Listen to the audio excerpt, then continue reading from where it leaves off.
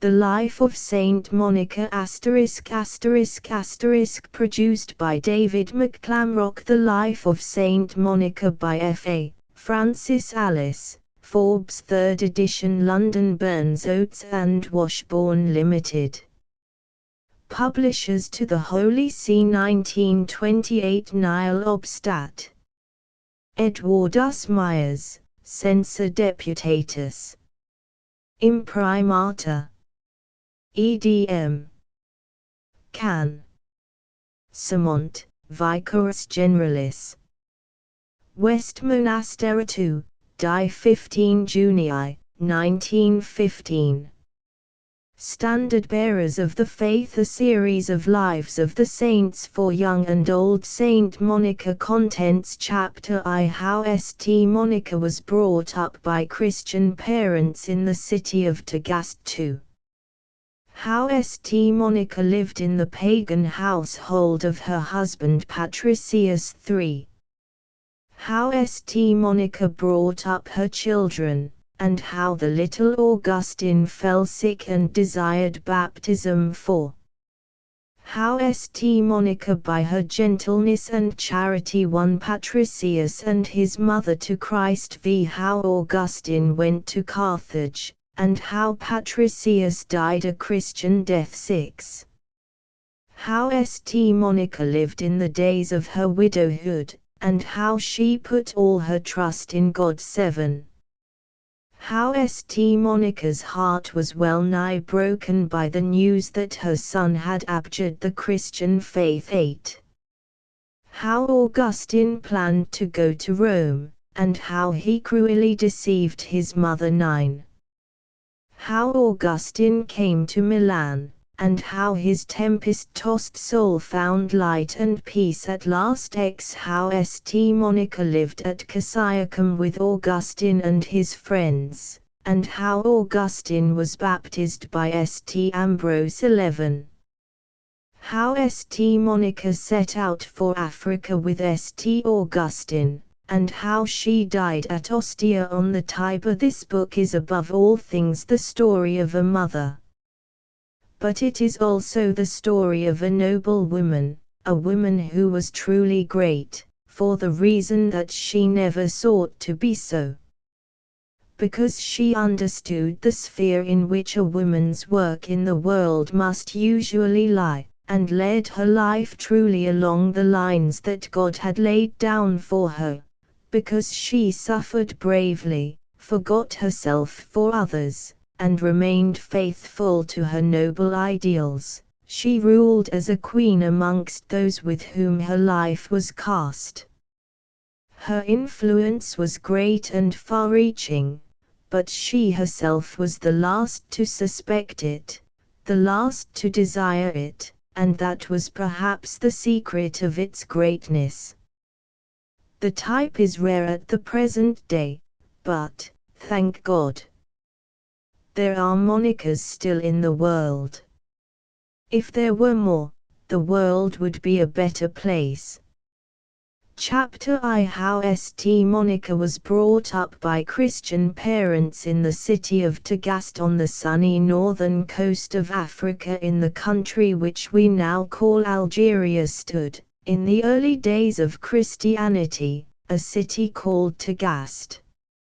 Not far distant lay the field of Zana, where the glory of Hannibal had perished forever. But Rome had long since avenged the sufferings of her bitter struggle with Carthage. It was the ambition of Roman Africa, as the new colony had been called by its conquerors, to be, if possible, more Roman than Rome. Every town had its baths, its theatre, its circus, its temples, its aqueducts. It was forbidden even to exiles as a place of refuge, too much like home, said the authorities. It was about the middle of the 4th century.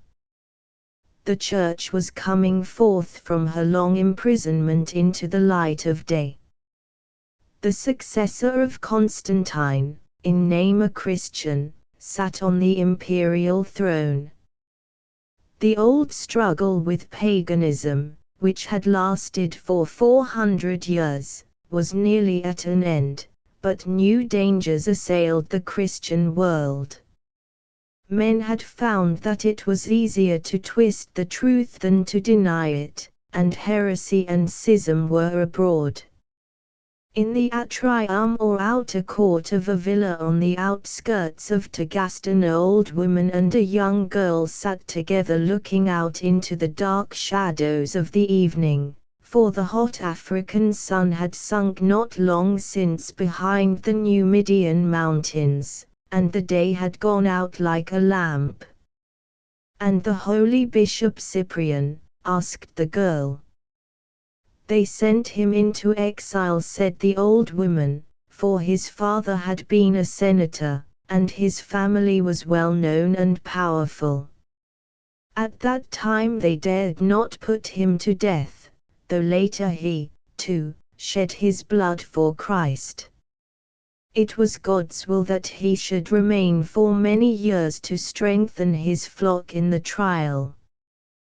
"Did you ever see him, grandmother?" asked the girl. "No," said the old woman, "it was before my time, but my mother knew him well. It was when he was a boy in Carthage and still a pagan that the holy martyrs Perpetua and Felicitas suffered with their companions. It was not till years after that he became a Christian, but it may have been their death that sowed the first seed in his heart." "Tell me," said the girl softly. It was an oft-told tale of which she never tired. Her grandmother had lived through those dark days of persecution, and it was the delight of Monica's girlhood to hear her tell the stories of those who had borne witness to the faith in their own land of Africa. "Perpetua was not much older than you," said the old woman. "She was of noble race and born of a Christian mother, though her father was a pagan. She was married, and had a little infant of a few months old. When she was called before the tribunal of Hilarion the Roman governor, all were touched by her youth and beauty. 'Sacrifice to the gods,' they said, 'and you shall go free.' 'I am a Christian,' she answered, and nothing more would she say, press her as they might. Her old father hastened to her side with the baby, and laid it in her arms. 'Will you leave your infant motherless,' he asked, 'and bring your old father's hairs in sorrow to the grave?' 'Have pity on the child,' cried the bystanders. 'Have pity on your father.' Perpetua clasped her baby to her breast, and her eyes filled with tears. They thought she had yielded, and brought her the incense.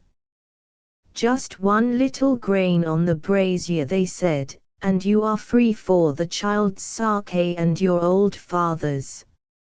She pushed it from her. 'I am a Christian,' she said. 'God will keep my child.' She was condemned with her companions to be thrown to the wild beasts in the amphitheatre, and they were taken away and cast into a dark dungeon. Every day they were tempted with promises of freedom to renounce the truth. The little babe of Felicitas was born in the prison where they lay awaiting death. A Christian woman took the infant to bring it up in the faith. The young mother never saw the face of her child in this world. One word, one little motion of the hand, and they were free, restored again to their happy life of old and the homes that were so dear. There were many, alas, in those cruel days who had not courage for the fight, who sacrificed, and went their way. Not so these weak women. Once again they brought Perpetua her little child to try to shake her constancy. The prison was like a palace, she said, while its little downy head lay on her breast. Her father wept, and even struck her in his grief and anger. "I am a Christian," she said, and gave him back the babe. They were thrown to the wild beasts. Felicitas and Perpetua, who had been tossed by a wild cow, though horribly gored, were still alive. Gladiators were summoned to behead them. Felicitas died at the first stroke, but the man's hand trembled, and he struck at Perpetua again and again, wounding her, but not mortally. "You are more afraid than I," she said gently, and taking the point of the sword held it to her throat. "Strike now," she said, and so passed into the presence of her God. Monica drew a long breath.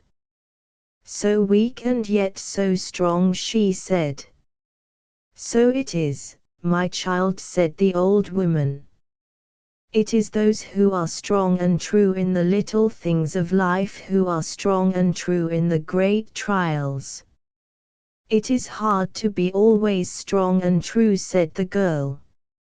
"Not if God's love comes always first," answered the old woman. Monica was silent. She was thinking of her own young life, and how, with all the safeguards of a Christian home about her, she had narrowly escaped a great danger. From her babyhood she had been brought up by her father's old nurse, not over-tenderly perhaps, but wisely, for the city of Tagaste was largely pagan in its habits, and the faithful old servant knew well what temptations would surround her nursling in later years. Monica, though full of life and spirit, had common sense and judgment beyond her years. She had also a great love of God and of all that belonged to His holy service, and would spend hours kneeling in the church in a quiet corner. It was there she brought all her childish troubles and her childish hopes. It was to the invisible friend in the sanctuary that she confided all the secrets of her young heart, and, above all, that desire to suffer for him and for his church with which the stories of the martyrs had inspired her. When the time slipped away too fast, and she returned home late, she accepted humbly the correction that awaited her, for she knew that she had disobeyed, although unintentionally, her nurse's orders. Monica had been willfully disobedient once, and all her life long she would never forget the lesson her disobedience had taught her. It was a rule of her old nurse that she should take nothing to drink between meals, even in the hot days of summer in that sultry climate. If she had not courage to bear so slight a mortification as that, the old woman would argue, it would go ill with her in the greater trials of life. Monica had become used to the habit, but when she was old enough to begin to learn the duties of housekeeping, her mother had desired that she should go every day to the cellar to draw the wine for the midday meal. A maid-servant went with her to carry the flagon, and the child, feeling delightfully important, filled and refilled the little cup which was used to draw the wine from the cask and emptied it carefully into the wine jar. When all was finished, a few drops remaining in the cup, a spirit of mischief took sudden possession of Monica, and she drained it off, making a wry face as she did so at the strange taste. The maid-servant laughed, and continued to laugh when the performance was repeated the next day and the day after. The strange taste became gradually less strange and less unpleasant to the young girl. Daily a few drops were added, until at last, scarcely thinking what she did. She would drink nearly the fill of the little cup, while the servant laughed as of old. But Monica was quick and intelligent, and was learning her household duties well. Finding one day that a piece of work which fell to the lot of the maid who went with her to the wine cellar was very badly done, she reproved her severely.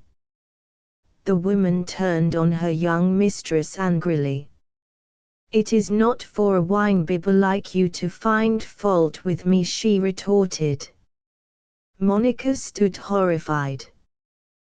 The woman's insolent word had torn the veil from her eyes.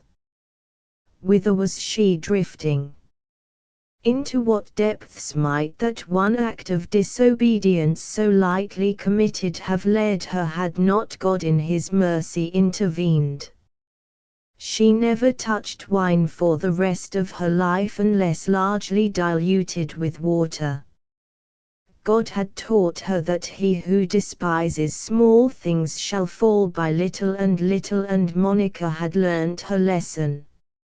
She had learned to distrust herself, and self-distrust makes one marvelously gentle with others. She had learned, too, to put her trust in God, and trust in God makes one marvelously strong. She had been taught to love the poor and the suffering, and to serve them at her own expense and inconvenience, and the service of others makes one unselfish. God had work for Monica to do in His world, as He has for us all if we will only do it, and He had given her what was needful for her task. That night on the way to her chamber, as the young girl passed the place where she had sat with her grandmother earlier in the day, she paused a moment and looked out between the tall pillars into the starlit night, where the palm trees stood like dark shadows against the deep, deep blue of the sky. She clasped her hands, and her lips moved in prayer. "O God," she murmured, "to suffer for Thee and for Thy faith." God heard the whispered prayer, and answered it later. There is a living martyrdom as painful and as bitter as death, and Monica was called to taste it. Chapter 2: How St. Monica lived in the pagan household of her husband Patricius. Although there were many Christians in Roman Africa, pagan manners and customs still survived in many of her cities. The people clung to their games in the circus, the cruel and bloody combats of the arena, which, though forbidden by Constantine, were still winked at by provincial governors. They scarcely pretended to believe in their religion, but they held to the old pagan festivals, which enabled them to enjoy themselves without restraint under pretense of honoring the gods. The paganism of the 4th century, with its motto, "Let us eat, drink, and be merry," imposed no self-denial. It was therefore bound to be popular. But unrestrained human nature is a dangerous thing. If men are content to live as the beasts that perish, they fall as far below their level as God meant them to rise above it, and the Roman Empire was falling to pieces through its own corruption. In Africa, the worship of the old Punic gods, to whom living children used to be offered in sacrifice, had still its votaries, and priests of Saturn and Astarte, with their long hair and painted faces and scarlet robes, were still to be met dancing madly in procession through the streets of Carthage. The various heretical sects had their preachers everywhere, proclaiming that there were much easier ways of serving Christ than that taught by the Catholic Church. It was hard for the Christian bishops to keep their flocks untainted, for there were enemies on every side. When Monica was 22 years old, her parents gave her in marriage to a citizen of Tagaste called Patricius. He held a good position in the town, for he belonged to a family which, though poor, was noble. Monica knew little of her future husband, save that he was nearly twice her age and a pagan, but it was the custom for parents to arrange all such matters, and she had only to obey. A little surprise was perhaps felt in Tagaste that such good Christians should choose a pagan husband for their beautiful daughter, but it was found impossible to shake their hopeful views for the future. When it was objected that Patricius was well known for his violent temper even amongst his own associates, they answered that he would learn gentleness when he became a Christian. That things might go hard with their daughter in the meantime they did not seem to foresee. Monica took her new trouble where she had been used to take the old. Kneeling in her favorite corner in the church, she asked help and counsel of the friend who never fails. She had had her girlish ideals of love and marriage. She had dreamt of a strong arm on which she could lean, of a heart and soul that would be at one with her in all that was most dear, of 2 lives spent together in God's love and service. And now it seemed that it was she who would have to be strong for both, to strive and to suffer to bring her husband's soul out of darkness into the light of truth. Would she succeed? And if not, what would be that married life which lay before her? She did not dare to think. She must not fail, and yet. Thou in me, O Lord, she prayed again and again through her tears. It was late when she made her way homewards, and that night, kneeling at her bedside, she laid the ideals of her girlhood at the feet of Him who lets no sacrifice, however small, go unrewarded. She would be true to this new trust, she resolved, cost what it might. Things certainly did not promise well for the young bride's happiness. Patricius lived with his mother, a woman of strong passions like himself, and devoted to her son. She was bitterly jealous of the young girl who had stolen his affections, and had made up her mind to dislike her. The slaves of the household followed, of course, their mistress's lead, and tried to please her by inventing stories against Monica. Patricius, who loved his young wife with the only kind of love of which he was capable, had nothing in common with her, and had no clue to her thoughts or actions. He had neither reverence nor respect for women, indeed, most of the women of his acquaintance were deserving of neither, and he had chosen Monica for her beauty, much as he would have chosen a horse or a dog. He thought her ways and ideas extraordinary. She took as kindly an interest in the slaves as if they had been of her own flesh and blood, and would even intercede to spare them a beating. She liked the poor, and would gather these dirty and unpleasant people about her, going so far even as to wash and dress their sores. Patricius did not share her attraction, and objected strongly to such proceedings, but Monica pleaded so humbly and sweetly that he gave way, and let her do what seemed to cause her so much pleasure. There was no accounting for tastes, he remarked.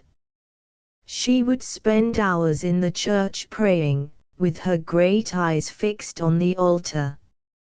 True, she was never there at any time when she was likely to be missed by her husband, and never was she so full of tender affection for him as when she came home, but still, it was a strange way of spending one's time.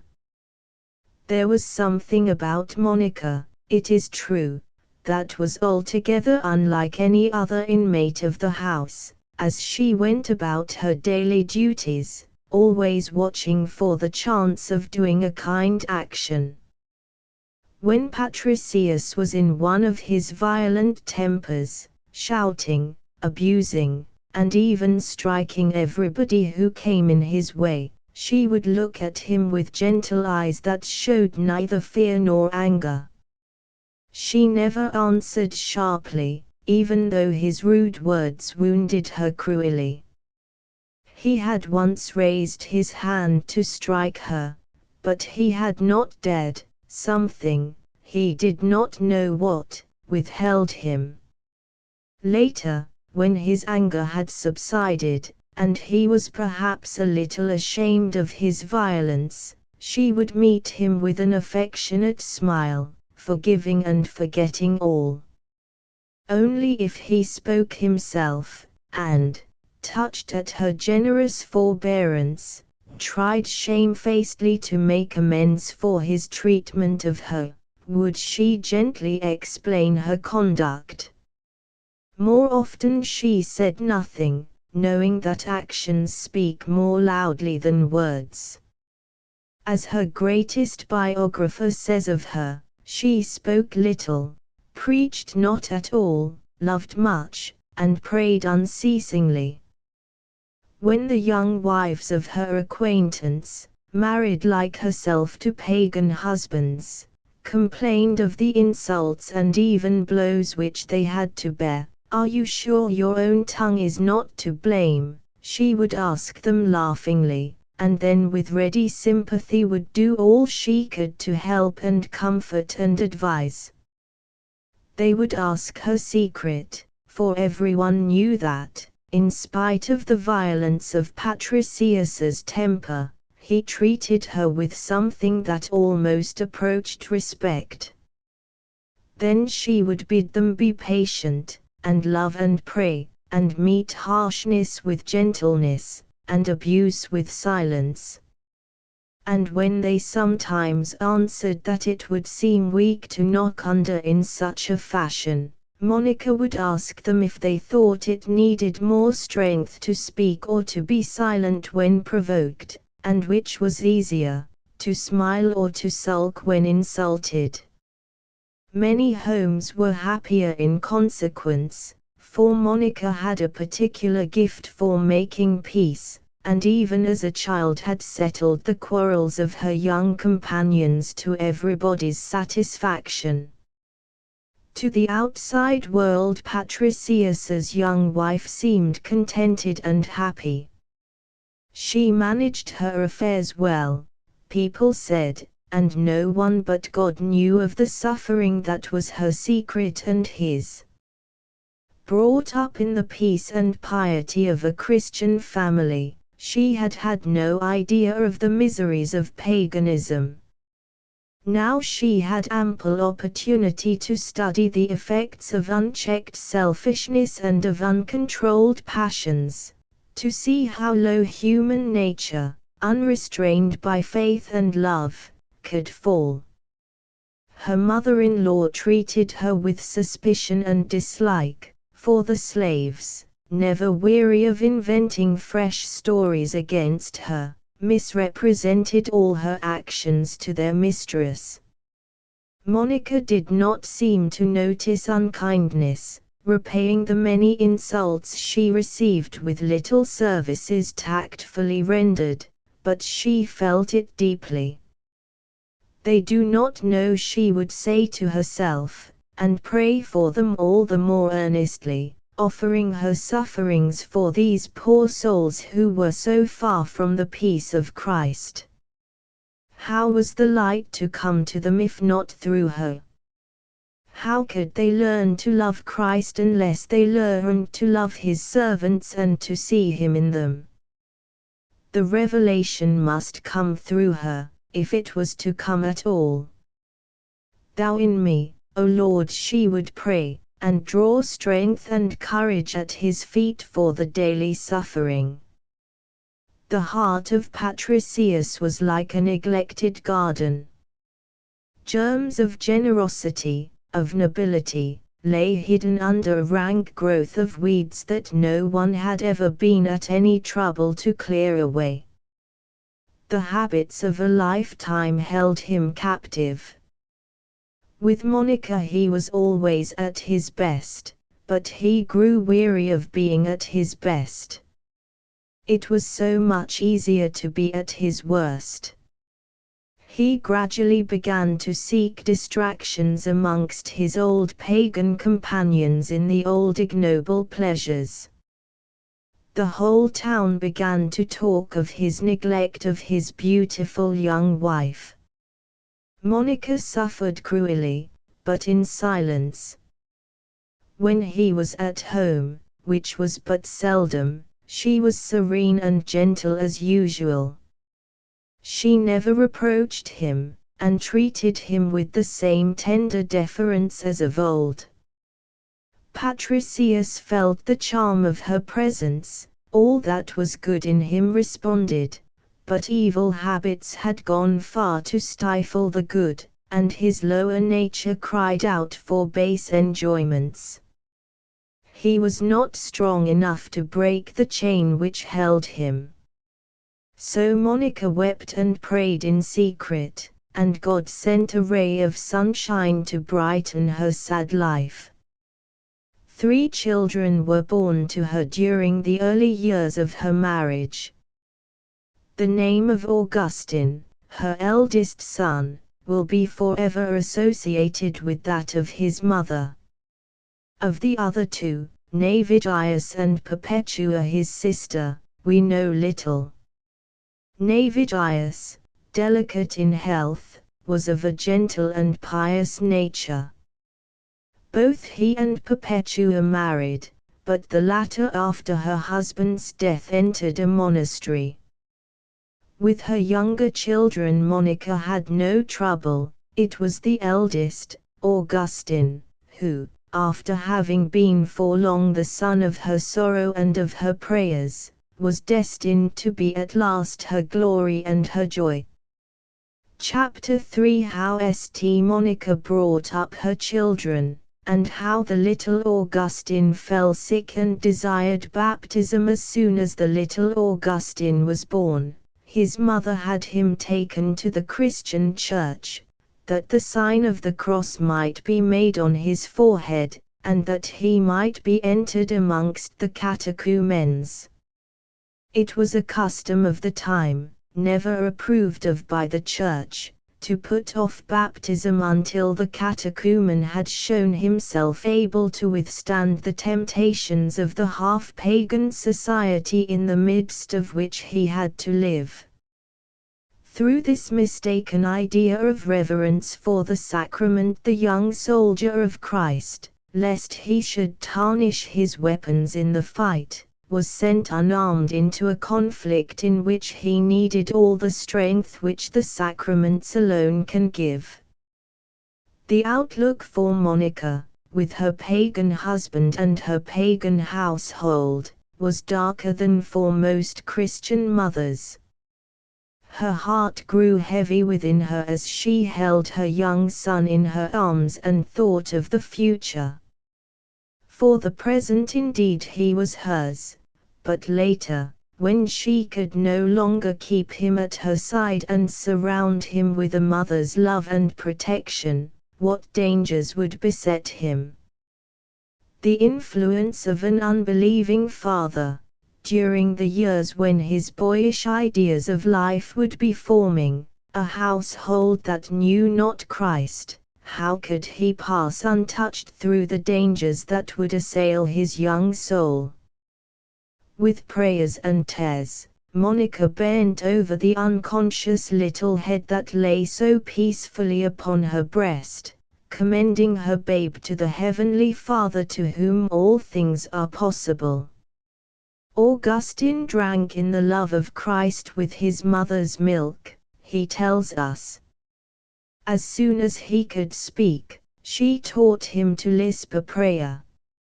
As soon as he could understand, she taught him, in language suited to his childish sense, the great truths of the Christian faith.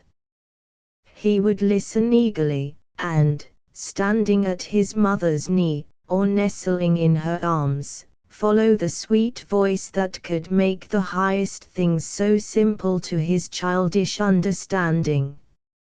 It was the seed time that was later to bear such glorious fruit, though the long days of winter lay between. The boy was thoughtful and intelligent. He loved all that was great and good and noble. The loathing of what was mean and base and unlovely, breathed into him by his mother in those days of early childhood, haunted him even during his worst moments in later life. The cry that burst from his soul in manhood, when he had drunk deeply of the cup of earthly joys and found it bitter and unsatisfying, had its origin in those early teachings. Thou hast made us for thyself, O God, and our hearts can find no rest until they rest in thee. One day, when the child was about 7 years old, he was suddenly seized with sickness. He was in great pain, and soon became so ill that his life was in danger. His parents were in anguish, but Augustine's one thought was for his soul. He begged and prayed that he might receive baptism. Monica added her entreaties to his. Patricius yielded. All was prepared, when the child suddenly got better. Then someone intervened, probably his father, for Augustine tells us that the baptism was put off again, indefinitely. But it was time to think of the boy's education, and it was proposed to send him to school in Tagaste. It was a pagan school to which the child must go, pagan authors that he must study, and, worse than all, pagan conversation that he must hear and pagan playmates with whom he must associate. Patricius was proud of the beauty and the intelligence of his little son, and hoped great things for the future, but Augustine's early school days were far from brilliant. Eager as the boy was to learn what interested him, he had an insurmountable dislike to anything that caused him trouble. It bored him to learn to read and write, and the uninspiring truth that 2 and 2 make 4 was a weariness of the flesh to him. Though the stories of Virgil enchanted him, Homer he never thoroughly enjoyed nor quite forgave, for had he not for his sake been forced to wade through the chilly waters of the Greek grammar?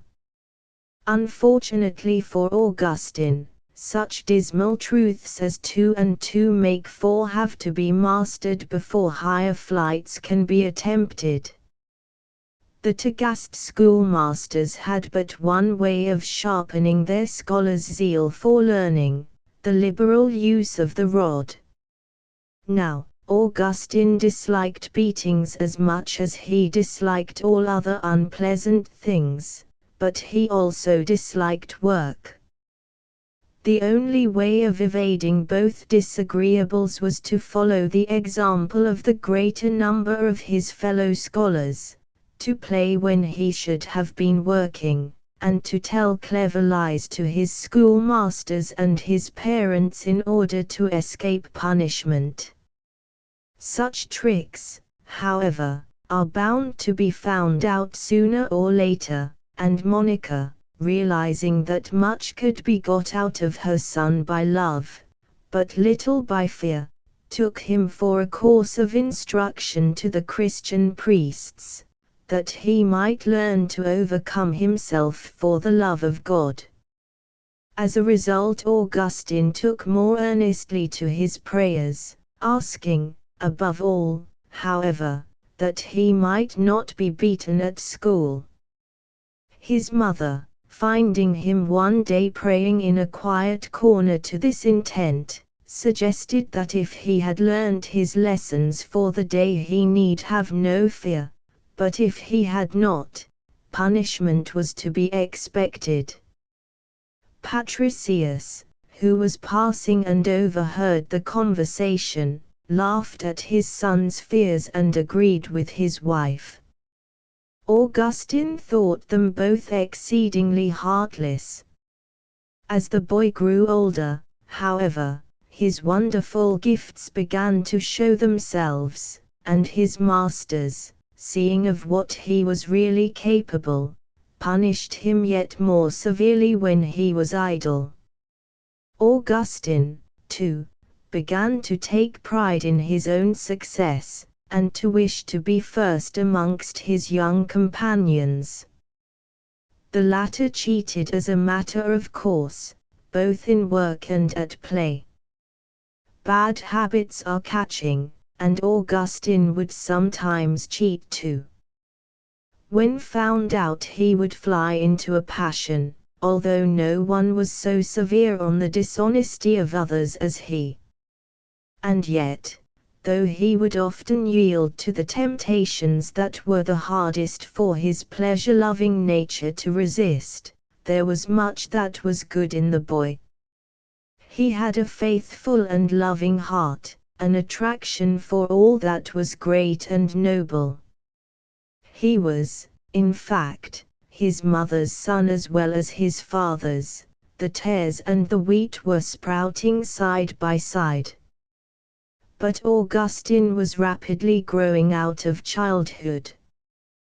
Patricius, prouder than ever of his clever son, resolved to spare no pains to give him the best education that his means could procure. The boy had a great gift of eloquence, said his masters, and much judgment. He would be certain to succeed brilliantly at the bar. It was decided to send him to Madaura, a town about 20 miles distant, a good deal larger than Tagaste, and well known for its culture and its schools. It was one of the most pagan of the cities of Africa, but this was an objection that had no weight with Patricius, although it meant much to Monica. The only comfort for her in the thought of this first separation was that there at least her son would not be far from home. Not far away in truth, as distance goes, but how far away in spirit. Madaura was a large and handsome city, with a circus and theatre, and a fine forum, or market-place, set round with statues of the gods. It was proud of its reputation for learning, but had little else to be proud of. Its professors were men who were more ashamed of being detected in a fault of style than in the grossest crimes, who were ashamed indeed of nothing else. The pagan gods were held up to their scholars as models for admiration and imitation. It was a poor ideal at the best. The gods were represented by the great pagan poets and authors as no better, if more powerful, than ordinary mortals. They were subject to all the meannesses and all the baseness of the least noble of their worshippers. That their adventures, neither moral nor elevating, were told in the most exquisite language by the greatest authors of antiquity rather added to the danger than decreased it. True, the noblest of the classical writers broke away continually from the bondage which held them, to stretch out groping hands towards the eternal truth and beauty into which real genius must always have some insight, but not all were noble. The students of Madaura were worthy of their masters. Nothing was too shameful to be talked about, if only it were talked about in well-turned phrases. The plays acted in the theatre were what might be expected in Roman society of the 4th century, that society from which Saint Anthony and Saint Jerome had been forced to flee to the desert in order to save their souls. Augustine won golden opinions from his masters for his quickness and intelligence. They thought of nothing else but of cultivating the minds of their scholars. Heart and soul were left untouched, or touched in such a way that evil sprang to life and good was stifled. He was a genius, they cried, a budding rhetorician, a poet. Although masters and scholars alike applauded him, Augustine, while he drank their praises greedily, was restless and unhappy. He had gone down before the subtle temptations of Medora like corn before the scythe. First evil thoughts, but carelessly resisted, then evil deeds. He had lost his childish innocence, and with it his childish happiness. For he knew too much, and was too noble of nature to be content with what was ignoble. The seeds of his mother's teaching were yet alive within him. And Monica? Only 20 miles away at Tagaste she was praying for her son, beseeching the Heavenly Father to keep him from evil, to watch over him now that she was no longer at his side, hoping and trusting that all was well with her boy. Chapter 4 How St. Monica by her gentleness and charity won Patricius and his mother to Christ. Of all the hidden forces in the world, perhaps the most mysterious is what we call influence. For good or for evil, to a lesser or a greater degree, it goes out from each one of us, and has its effect on all with whom we come in contact. It is like a subtle breath that braces the spirit to good, or relaxes it to evil, but never leaves it untouched or unmoved. No man liveth to himself alone, said St. Paul, who had many opportunities of watching the workings of that mysterious force in the world and of studying its effects. According as we follow our best and noblest instincts, or, to use a homely but vivid phrase, let ourselves go, consciously or unconsciously, we give an upward lift or a downward push to all who come in contact with us. Happily for us all, God does not ask of us attainment, but effort, and earnest effort is the simple secret of healthy influence. Monica, it is true, was a saint, but a saint in the making. Saints are not born ready-made. Holiness is a beautiful thing that is built up stone by stone, not brought into being by the touch of the enchanter's wand. During the years that had passed since Patricius had brought his young wife home to his mother's house, she would have been the first to confess how far she had fallen short of the ideal she had set herself to attain. And yet there had been ceaseless effort, ceaseless prayer, unwearying love and patience. Outwardly all seemed as usual, but the hidden force had been doing its work in secret, as it always does. The mother of Patricius was growing old. She was neither so active nor so strong as she had been. What had used to be easy to her was becoming difficult.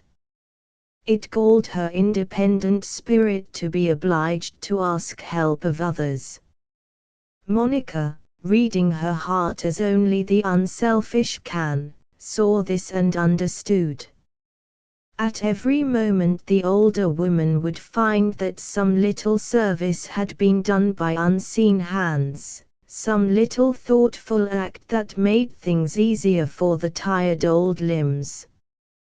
There was someone who seemed to know and understand what she wanted almost before she did herself. Who could it be?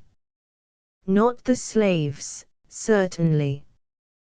They did their duty for fear of being beaten, but that was all.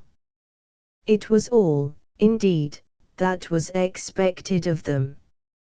Not Patricius, either. It was not his way, he never thought of such things. It could therefore be no one but Monica. The old woman mused deeply. She had treated her daughter-in-law harshly and unkindly during all these years. She had looked upon her as an intruder. But then, the slaves had told her unpleasant stories of their young mistress. It was only what she deserved. And yet, it was hard to think of those ugly tales in connection with Monica as she herself knew her, as she had seen her day by day since she came first, a young bride, to her husband's home. Again, how had Monica repaid her for her unkindness? With never-failing charity and sweetness, with gentle respect and deference to her wishes, never trying to assert herself, never appealing to her husband to give her the place which of right belonged to her. She had been content to be treated as the last in the house. The old woman sat lost in thought. What would the house be like, she suddenly asked herself, without that gentle presence? What would she do, what would they all do, without Monica? With a sudden pang of sorrow she realized how much she leant upon her daughter-in-law, what her life would be without her. She considered the matter in this new light.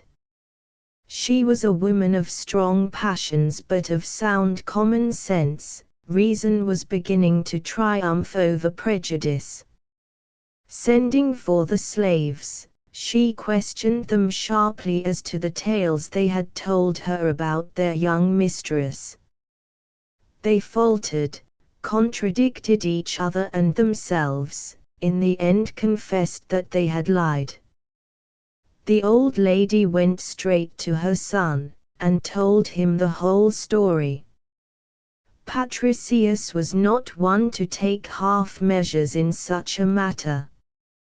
Not even the prayers of Monica, all unconscious of the particular offense they had committed, availed to save the culprits. They were as soundly beaten as they had ever been in their lives, after which they were told that they knew what to expect if they ever breathed another word against their young mistress again. As it happened, they had no desire to do so.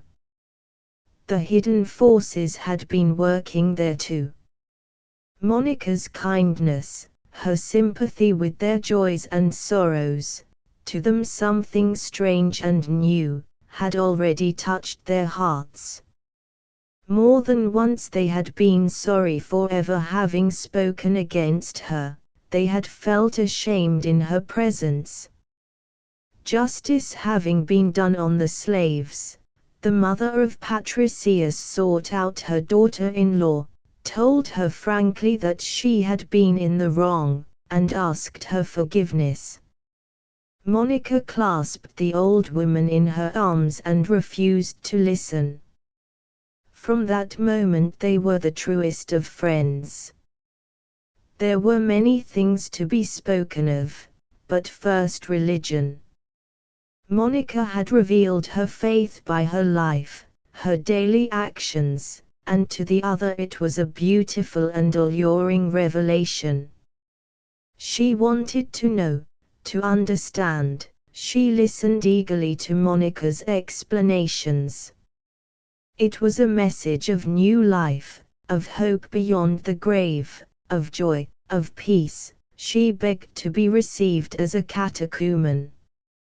It was not long before she knelt at Monica's side before the altar to be signed on the brow with the cross of Christ, the joyous first fruits of the seed that had been sown in tears. One by one the slaves followed their mistress's example, hungering in their turn for the message that brought such peace and light to suffering and weary souls. Was it for such as they asked.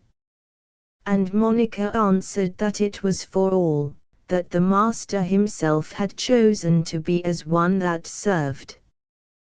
The whole household was Christian now, with the exception of Patricius, and even he was growing daily more gentle, more thoughtful. The mysterious forces were working on him too. His love for Monica was more reverent, his eyes were opening slowly to the beauty of spiritual things.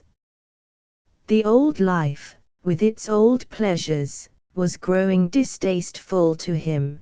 He saw its baseness while as yet he could scarcely tear himself free from its fetters, the fetters of old habit so hard to break.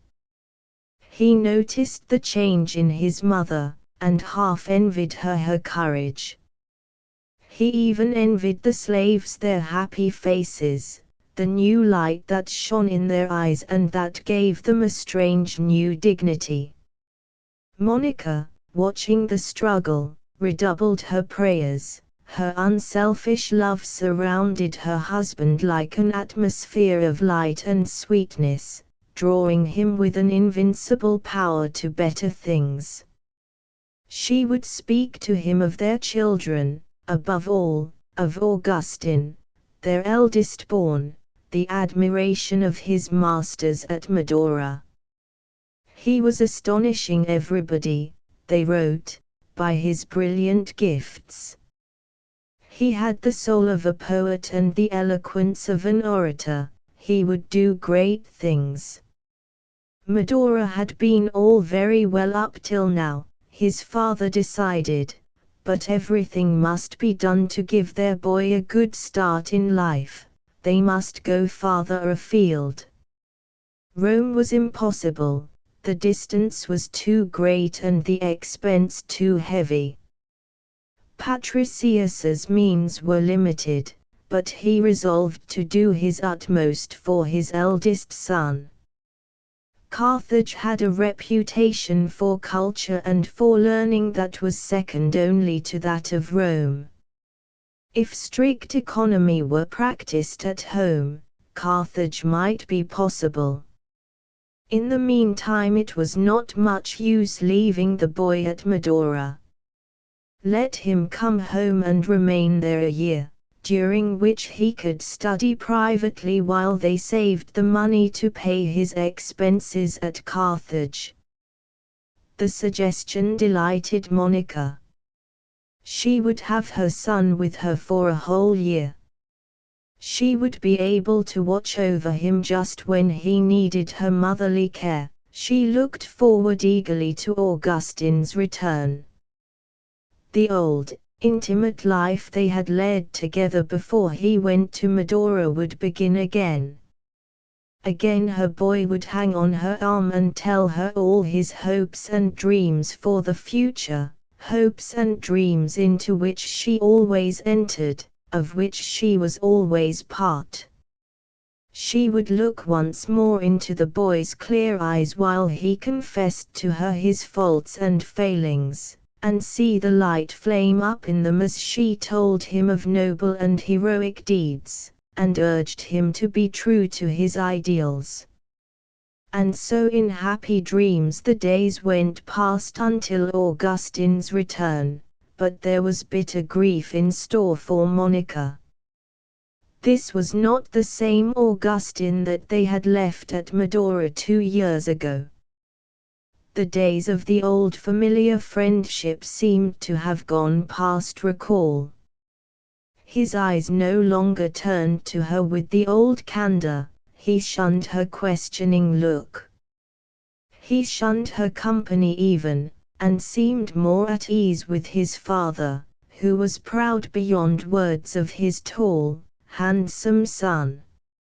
He was all right, said Patricius, he was growing up, that was all. Boys could not always be tied to their mother's apron strings.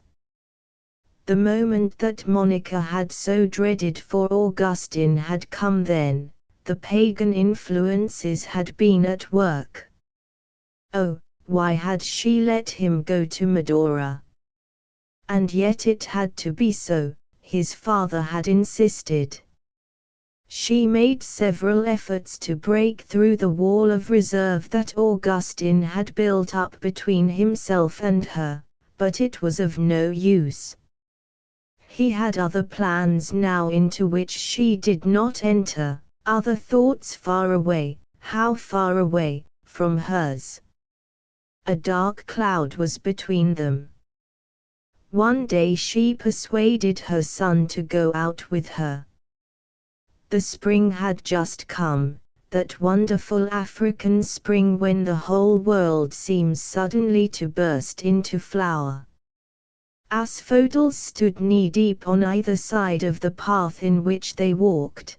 The fragrance of the springtime was in their nostrils. The golden sunlight bathed the rainbow earth. It was a walk that they had loved to take of old, to delight together in all the beauty of that world which God had made. Monica spoke gently to her son of the new life that lay before him, of the dangers that beset his path. He must hold fast to the law of Christ, she told him, he must be pure and strong and true. There was no answering gleam as of old. The boy listened with a bad grace, shame and honor were tugging at his heartstrings, but in vain. The better self was defeated, for the lower self was growing stronger every day. Woman's talk, he said to himself. I am no longer a child. They turned back through the glorious sights and sounds of the springtime. There was a dagger in Monica's heart. On the threshold she met Patricius. He wanted to speak to her, he said. She slipped her arm into his, smiling through her pain, and they went back again, between the nodding asphodels and the hedges of wisteria, along the path she had just trodden with her son. There was an unwanted seriousness about Patricius. He had been thinking deeply of late, he told her. He had begun to see things in a new light. It was dim as yet, and he was still weak, but the old life and the old religion had grown hateful to him. Her God was the true God. He wanted to know how to love and serve that God of hers. Was he fit, did she think, to learn? Could he be received as a catechumen? The new joy fell like balm on the new sorrow. Monica had lost her son, but gained her husband. God was good. He had heard her prayers. He had accepted her sacrifice. Surely he would give her back her boy. She would trust on and hope. He will withhold no good thing from them that ask him.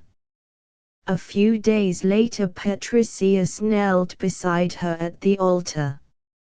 Her heart overflowed with joy and thankfulness. They were one at last, one in soul, in faith. A few steps distant knelt Augustine. What thoughts were in his heart? Was it the last struggle between good and evil? Was the influence of his mother, the love of Christ she had instilled into him in his childhood, making one last stand against the influences that had swayed him in Medora, that still swayed him, the influences of the corrupt world in which he lived? We do not know.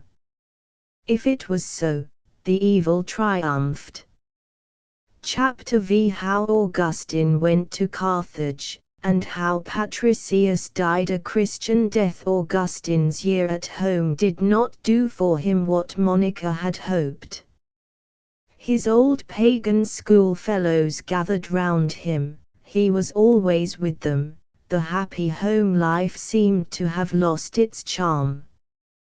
The want of principle and of honor in most of them disgusted him in his better moments. Nevertheless he was content to enjoy himself in their company. He was even ashamed, when they boasted of their misdoings, to seem more innocent than they, and would pretend to be worse than he really was, lest his prestige should suffer in their eyes. There were moments when he loathed it all, and longed for the old life, with its innocent pleasures. But it is hard to turn back on the downhill road. He tells us how he went one night with a band of these wild companions to rob the fruit tree of a poor neighbor. It was laden with pears, but they were not very good, they did not care to eat them, and threw them to the pigs. It was not schoolboy greed that prompted the theft, but the pure delight of doing evil, of tricking the owner of the garden. There was the wild excitement, too, of the daring, the fear that they might be caught in the act. He was careful to keep such escapades a secret from his mother, but Monica was uneasy, knowing what might be expected from the companions her son had chosen. Patricius was altogether unable to give Augustine the help that he needed. The Christian ideals of life and conduct were new to him as yet, the old pagan ways seemed only natural.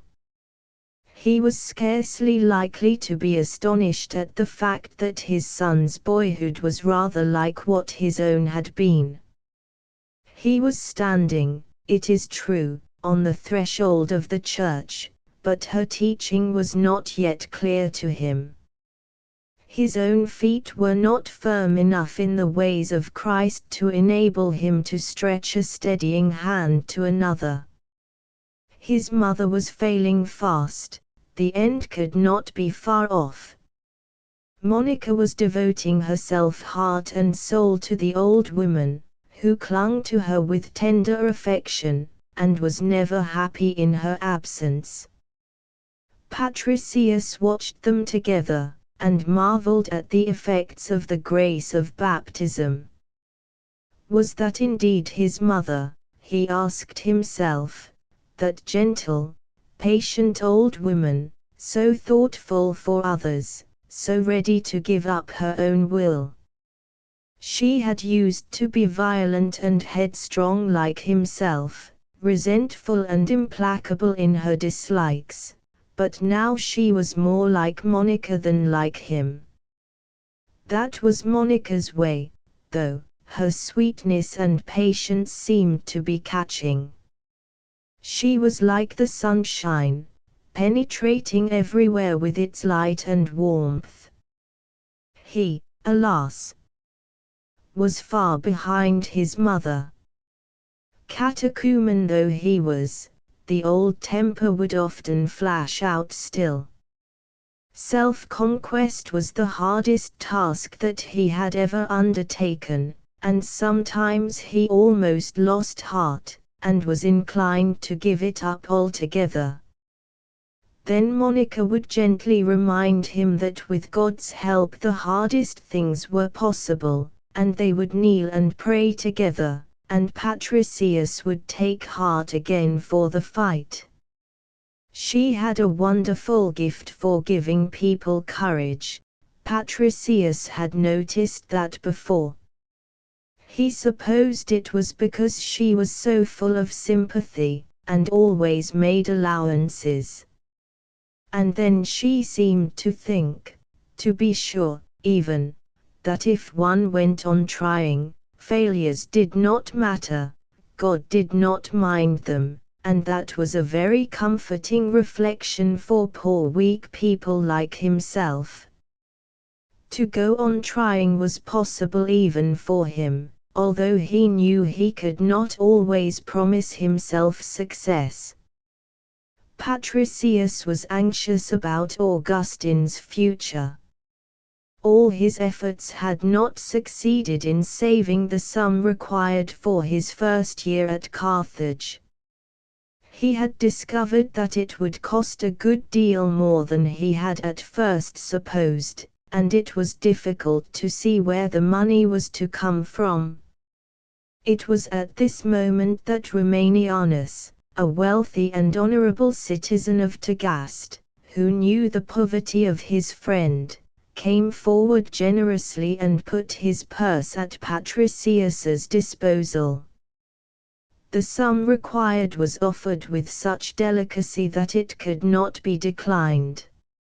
Augustine was sure to bring glory on his native town, said Romanianus. It was an honor to be allowed to help in his education.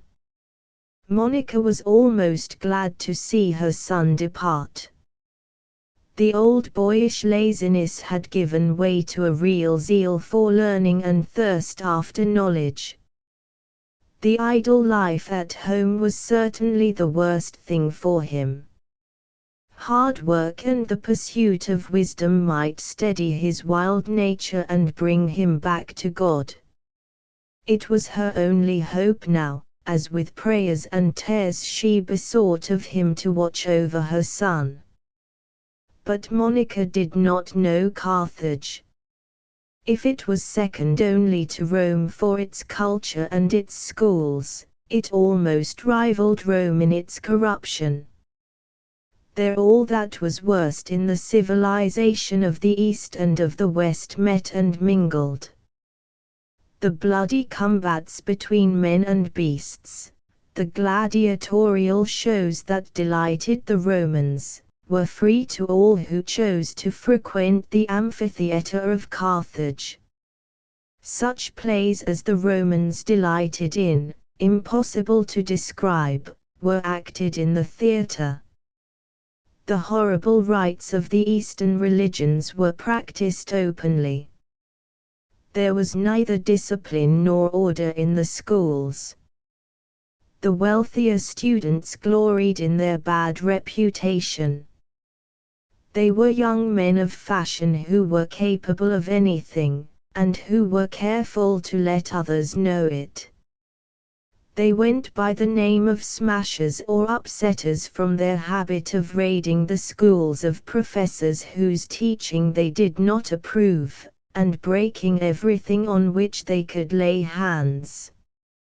They treated newcomers with coarse brutality, but Augustine seems in some manner to have escaped their enmity. Perhaps a certain dignity in the young man's bearing, or perhaps his brilliant gifts, won their respect, for he surpassed them all in intelligence, and speedily outstripped them in class. Augustine was eager for knowledge and eager for enjoyment. He frequented the theatre, his pleasure-loving nature snatched at everything that life could give, yet he was not happy. My God, he cried in later years, with what bitter gall didst thou in thy great mercy sprinkle those pleasures of mine? He could not forget, and at Tagaste his mother was weeping and praying for her son. Patricius prayed with her, he understood at last. Every day the germs of a noble nature that had lain so long dormant within him were gaining strength and life. Every day his soul was opening more and more to the understanding of spiritual things, while Monica watched the transformation with a heart that overflowed with gratitude and love. The sorrows of the past were all forgotten in the joy of the present, that happy union at the feet of Christ. There was but one cause for sadness: Patricius's health was failing. His mother had already shown him the joys of a Christian deathbed.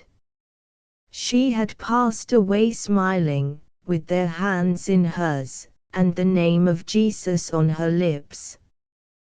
The beautiful prayers of the church had gone down with the departing soul to the threshold of the new life, and had followed it into eternity.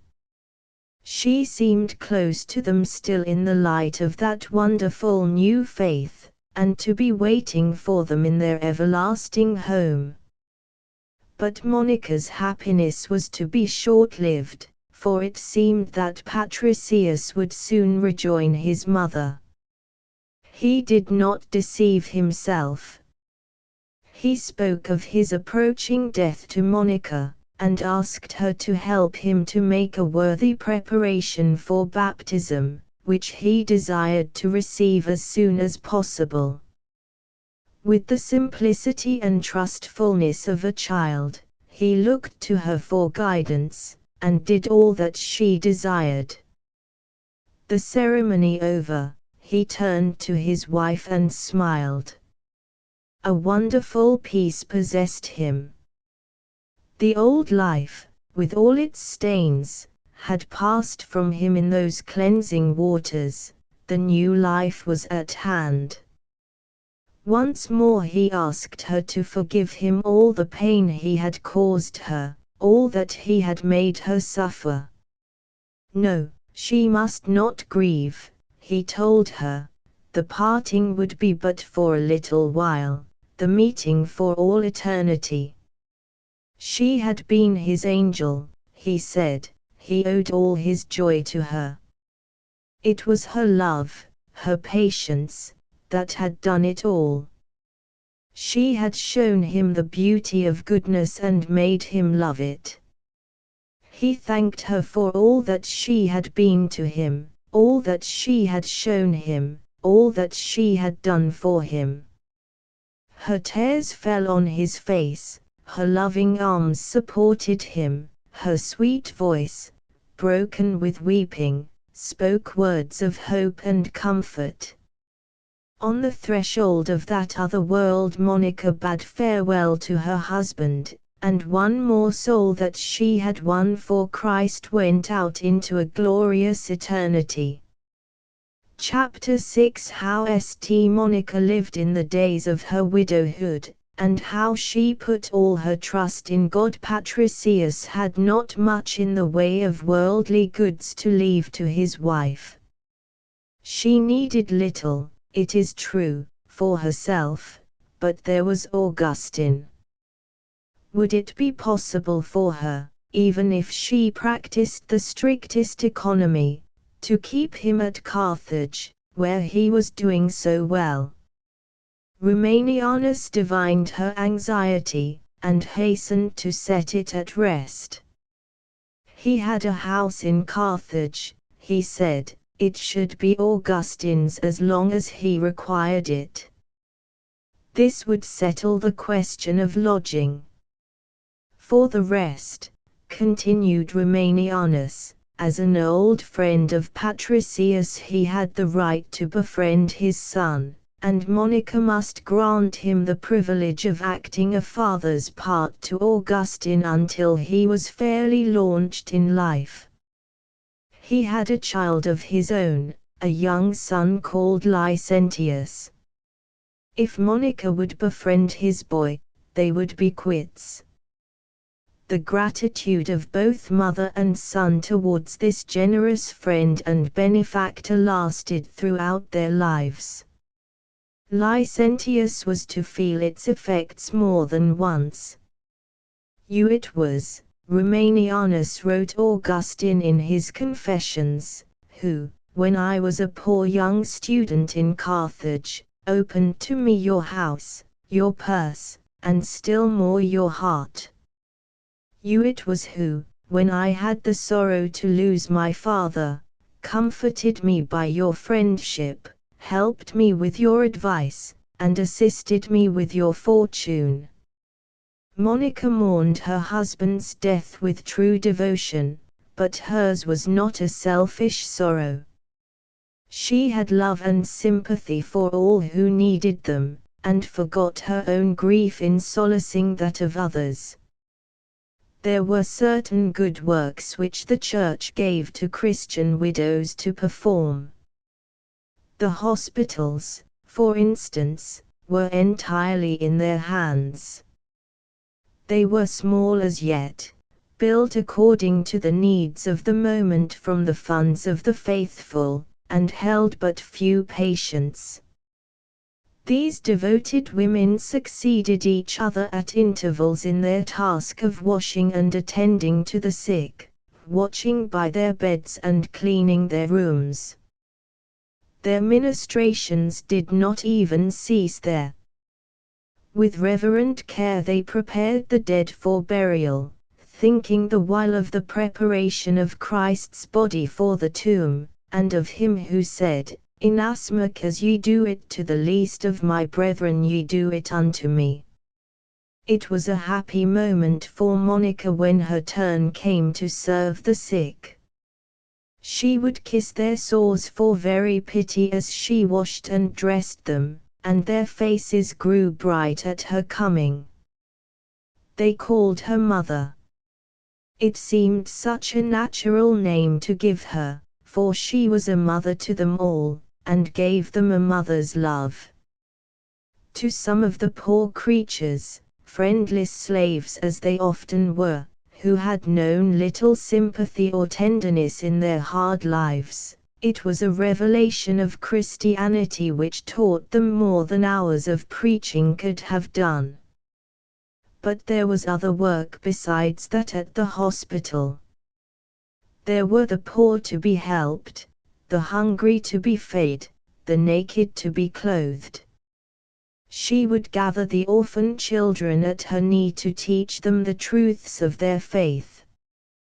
When they were very poor, she would keep them in her own house, feed them at her own table, and clothe them with her own hands. "If I am a mother to these motherless ones," she would say to herself, "He will have mercy and give me back my boy. If I teach them to know and love him as a father, He will watch over my son." It was a custom of the time on the feasts of saints and martyrs to make a pilgrimage to their tombs, with a little basket of food and wine. This was laid on the grave, after which the faithful would partake of what they had brought, while they thought and spoke of the noble lives of God's servants who had gone before. The custom was abolished not long after on account of the abuses which had arisen, but Monica observed it to the end. She scarcely tasted of her offering herself, but gave it all away to the poor.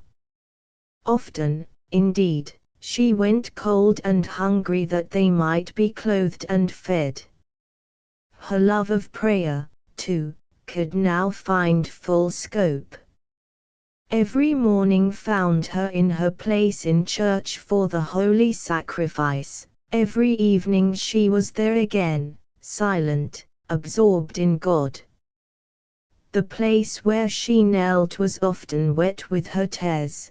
The time passed by unheeded. Patricius, her husband, was safe in God's hands, but Augustine, her eldest born, her darling, in what dark paths was he wandering? And yet in her heart of hearts there was a deep conviction that no sad news of his life at Carthage could shake. His was not the nature to find contentment in the things of earth. He was born to something higher. His noble heart, his strong intelligence, would bring him back to God.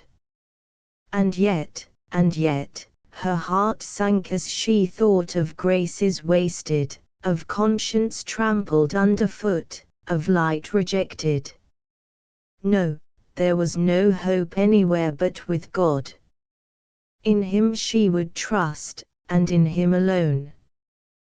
He was infinite in mercy, and strong to save. He had promised that he would never fail those who put their trust in him. At his feet, and at his feet alone, Monica poured out her tears and her sorrow. With others she was serene and hopeful as of old, even joyous, always ready to help and comfort. It was said of her after her death that no one had such a gift of helping others as she. She never preached at people. Most people have an insurmountable dislike to being preached at, but every word she said had a strange power of drawing souls to God, of making them wish to be better. Augustine, meanwhile, at Carthage, was justifying all the hopes that had been formed of him. He had even greater gifts, it seemed, than eloquence, feeling, and wit. He was at the head of his class in rhetoric. His master had spoken to him of a certain treatise of Aristotle which he would soon be called upon to study. It was so profound, he said, that few could understand it, even with the help of the most learned professors. Augustine, eager to make acquaintance with this wonderful work, procured it at once and read it. It seemed to him perfectly simple. It was unnecessary, he found, to ask a single explanation. It was the same with geometry, music, every science he took up. This young genius of 19 only discovered there were difficulties in the way when he had to teach others, and realized how hard it was to make them understand what was so exceedingly simple to himself. There was something strangely sympathetic and attractive about Augustine. He seemed modest and reserved about his own gifts, although he himself tells us in his Confessions that he was full of pride and ambition. He had a gift of making true and faithful friends, a charm in conversation that drew his young companions and even older men to his side. A more worldly mother than Monica would have been thoroughly proud of her son. Faith and virtue were alone weak and faint in that soul that could so ill do without them, but to her they were the one essential thing, the rest did not matter. Yet Monica, with true insight, believed that with noble minds knowledge must draw men to God. She hoped much, therefore, that Augustine's brilliance of intellect would save him in the end, and her hopes were not deceived. Already the noble philosophy of Cicero, pagan though he was, had awakened a thirst for wisdom in the young student's soul. Already he felt the emptiness of earthly joys. I longed, my God, he writes, to fly from the things of earth to thee, and I knew not that it was thou that wast working in me. One thing cooled my ardor, he goes on to say, it was that the name of Christ was not there, and this name, by thy mercy, Lord, of thy Son, my Saviour, my heart had drawn in with my mother's milk, and kept in its depths, and every doctrine where this name did not appear, fluent, elegant, and truth-like though it might be, could not master me altogether. He then turned to the Holy Scriptures, but they appeared to him inferior in style to Cicero. My pride, he writes, despised the manner in which the things are said, and my intelligence could not discover the hidden sense. They become great only for the humble, and I disdained to humble myself, and, inflated with vainglory, I believed myself great. It was at this moment that he came in contact with the Manichaeans, whose errors attracted him at once. This extraordinary heresy had begun in the East, and had spread all over the civilized world. Its followers formed a secret society, with signs and passwords, grades and initiations. To impose on Christians, they used Christian words for doctrines that were thoroughly unchristian. Perhaps the most remarkable thing about them was their hatred of the Church. Augustine, who remained amongst them for 9 years, thus describes them when writing to a friend: "Thou knowest, Honratus, that for this reason alone did we fall into the hands of these men, namely, that they professed to free us from all errors, and bring us to God by pure reason alone, without that terrible principle of authority. For what else induced me to abandon the faith of my childhood and follow these men for almost 9 years, but their assertion that we were terrified by superstition into a faith blindly imposed upon our reason, while they urged no one to believe until the truth was fully discussed and proved.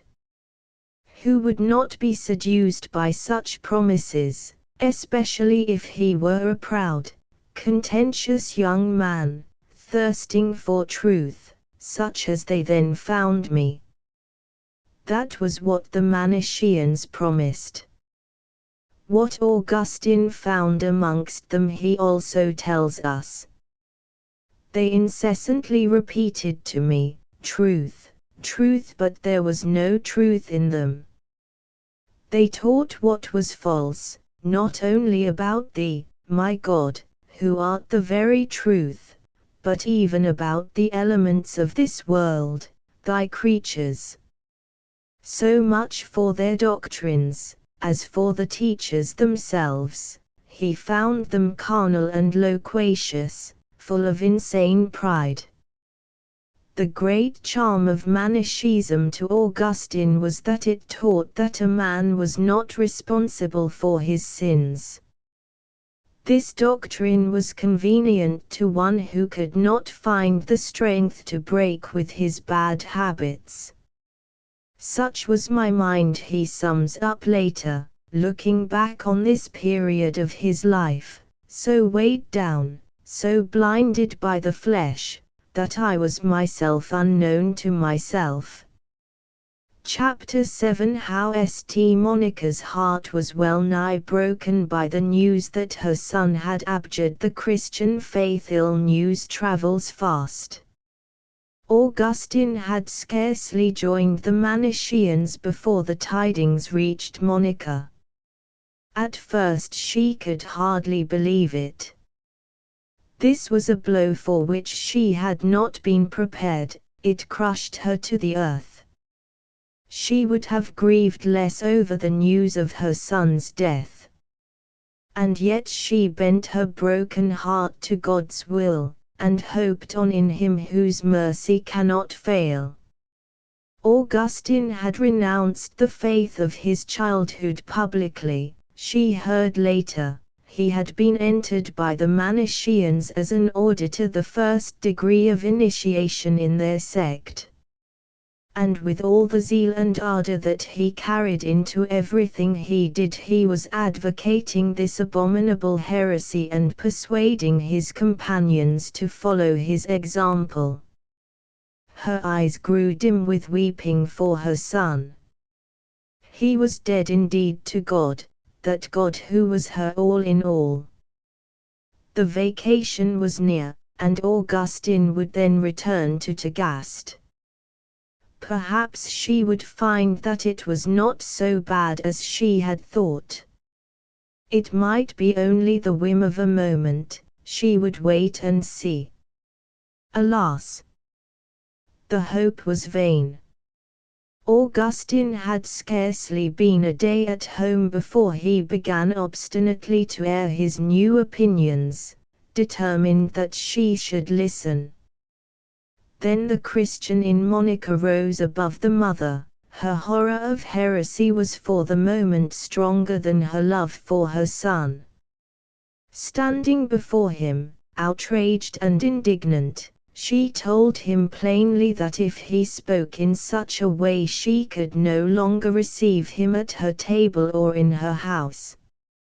Augustine was amazed. He had found out at last the limits of his mother's endurance.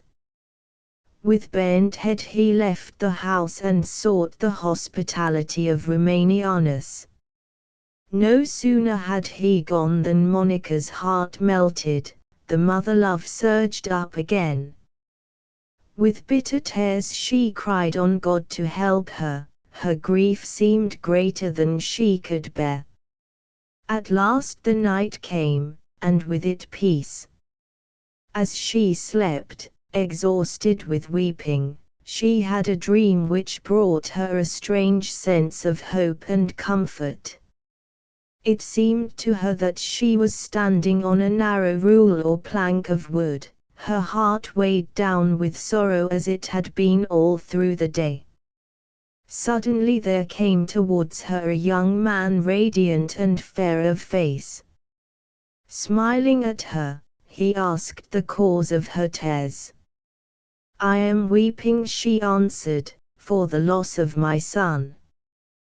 "Grieve no more," then he replied, "for, look, your son is standing there beside you." Monica turned her head. It was true, Augustine stood at her side on the plank of wood. "Be of good cheer," continued the stranger, "for where you are there shall he be also." Then Monica awoke. The words were ringing in her ears. It seemed to her that God had spoken. In the morning she went straight to Augustine and told him of her dream. "Perhaps," suggested her son, anxious to turn it to his own advantage, "it means that you will come to see things as I do." "No," said Monica firmly, for he did not say, "Where he is you shall be," but, "Where you are there he shall be." Augustine was even more struck by the earnestness of his mother's answer than by the dream itself, though he pretended to make light of both. Not long after Monica went to see a certain holy bishop, that she might beg him to use his influence with Augustine to bring him back to the truth. The wise old man listened attentively to her story. "Let him alone for the present, but pray much," was his advice, "for as yet he is obstinate and puffed up with these new ideas.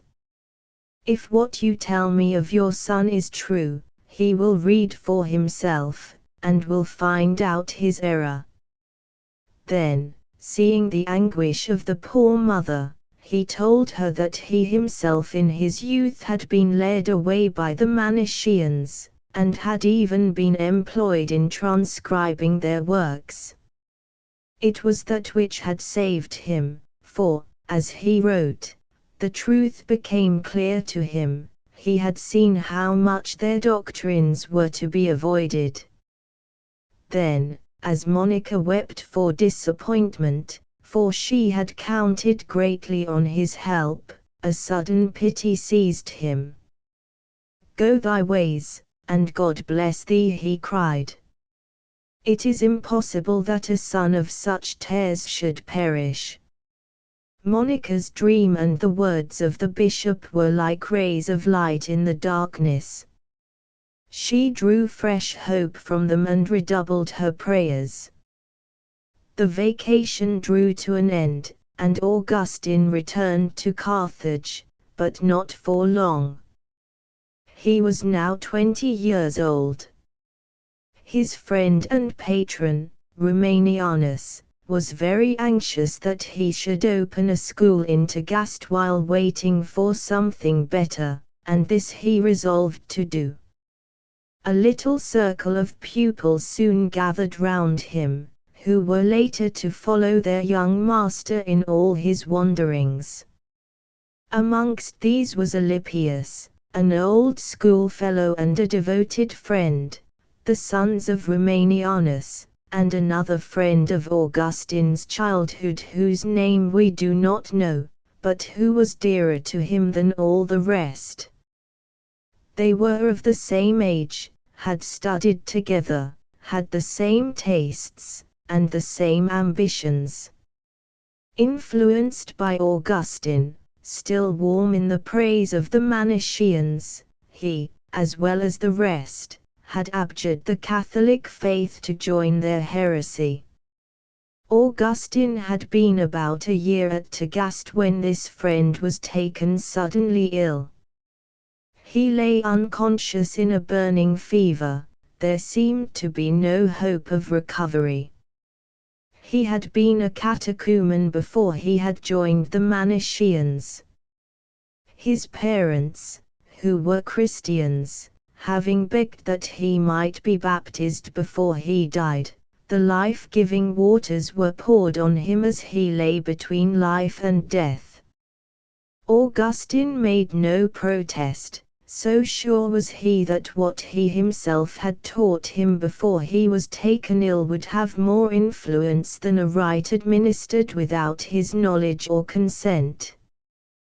To everybody's surprise, the young man recovered his senses and began to mend. Augustine then laughingly told him what they had been doing, and went on to make fun of the whole proceeding, never doubting but that the sick man would enjoy the joke as much as he did. To his great surprise, his friend turned from him in horror. "Never speak to me in such a way again if you wish to keep my affection," he said. "We will talk this matter out when you are stronger," thought Augustine. But a few days later the invalid had a relapse, and died with the white robe of his baptism still unstained. Augustine was inconsolable. Everything in Tagaste reminded him of the dear companion of his boyhood. "My own country became a punishment to me," he writes, "and my father's house a misery, and all places or things in which I had communicated with him were turned into a bitter torment to me, being now without him.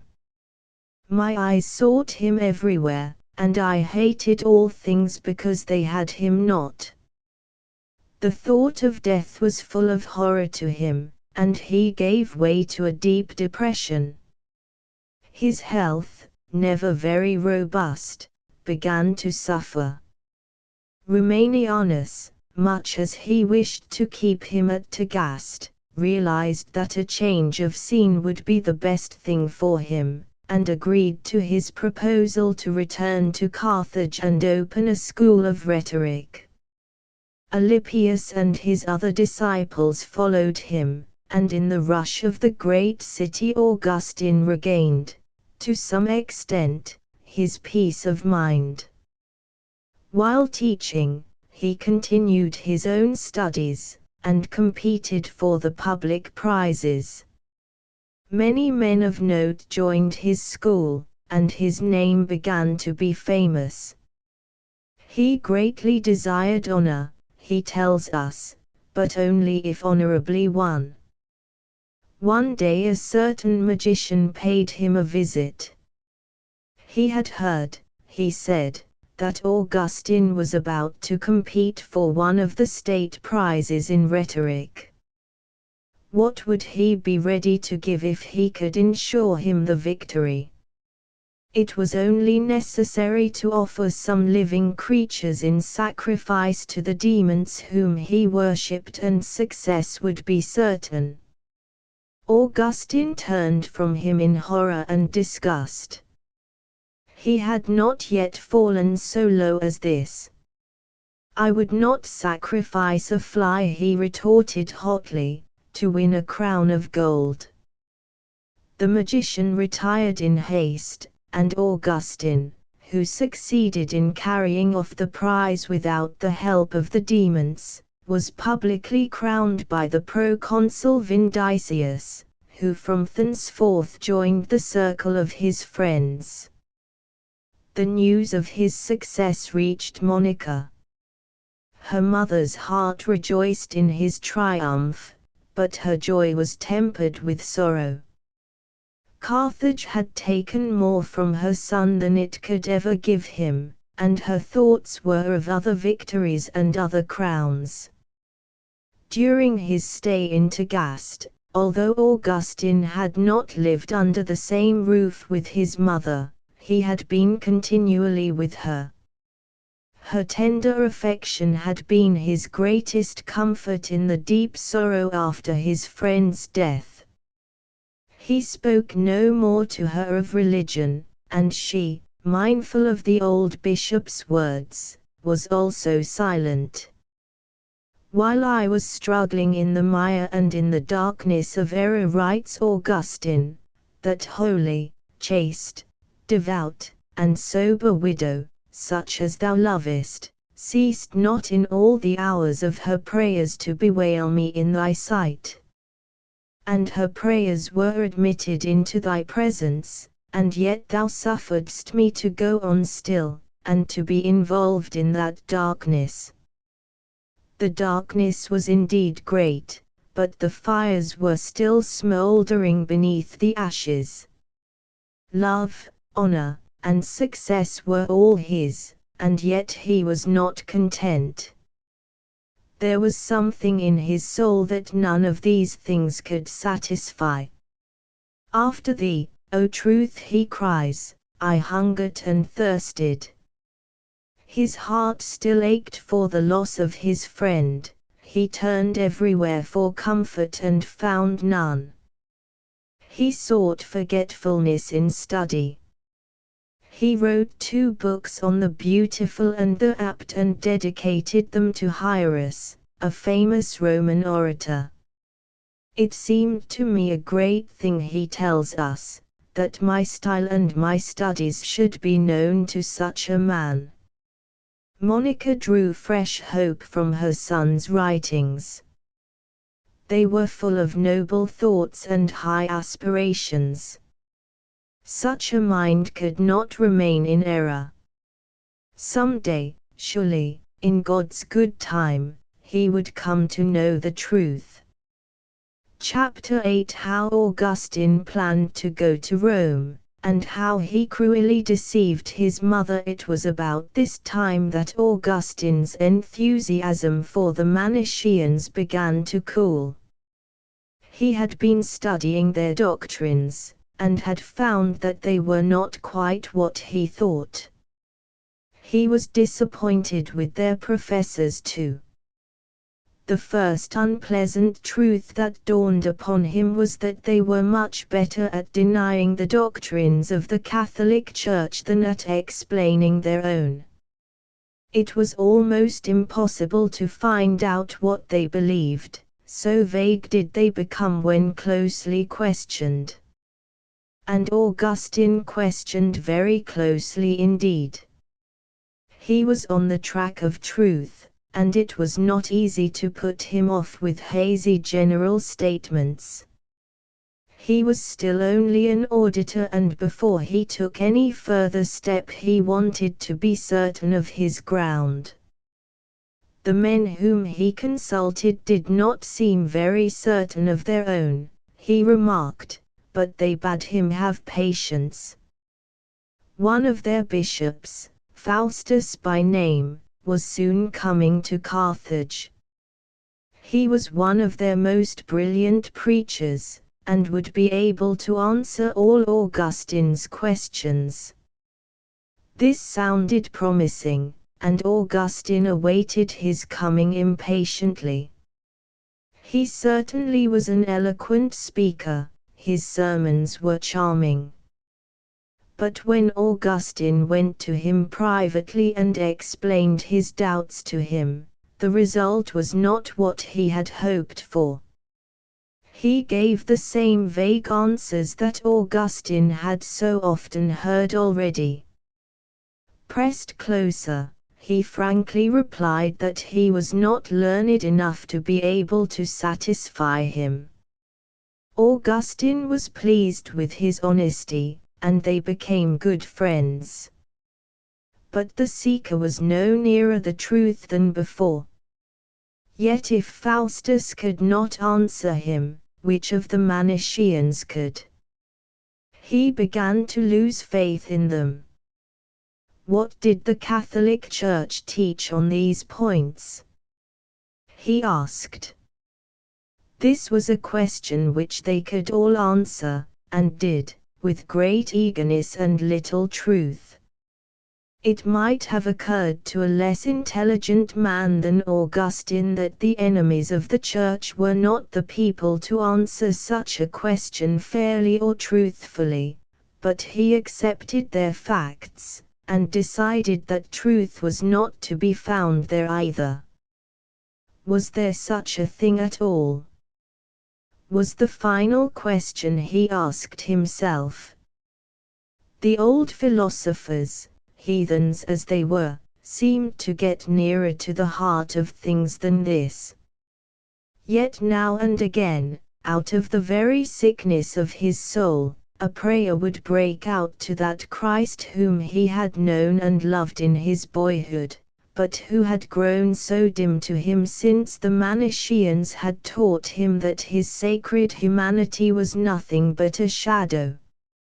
He was weary of life, weary even of pleasure, weary of everything, weary most of all of Carthage. Owing to the wild ways of the students, it was impossible to keep anything like order in the schools. Classes were constantly interrupted by gangs of smashers who might break in at any moment, setting the whole place in an uproar. Augustine's friends pressed him to go to Rome. There, they urged, he would meet with the honor that he deserved. There the students were quieter and better mannered, no rioting was allowed, scholars might enter no school but that of their own master. This sounded hopeful. Augustine was rather pleased with the idea. He wrote to Monica and to his patron Romanianus to tell them of the step he proposed to take. Monica's heart sank when she read the letter. To the Christians of the 4th century, Rome was another Babylon. She had poured out the blood of the saints like water, she was the home of every abomination. What would become of Augustine in Rome? Without faith, without ideals, a disabled ship, drifting with every wind. He must not go, she decided, or if he did she would go with him. She prayed that she might be able to make him give up the project, and wrote strongly against it, but Augustine had already made up his mind. Then, in despair, she set out for Carthage to make one last effort.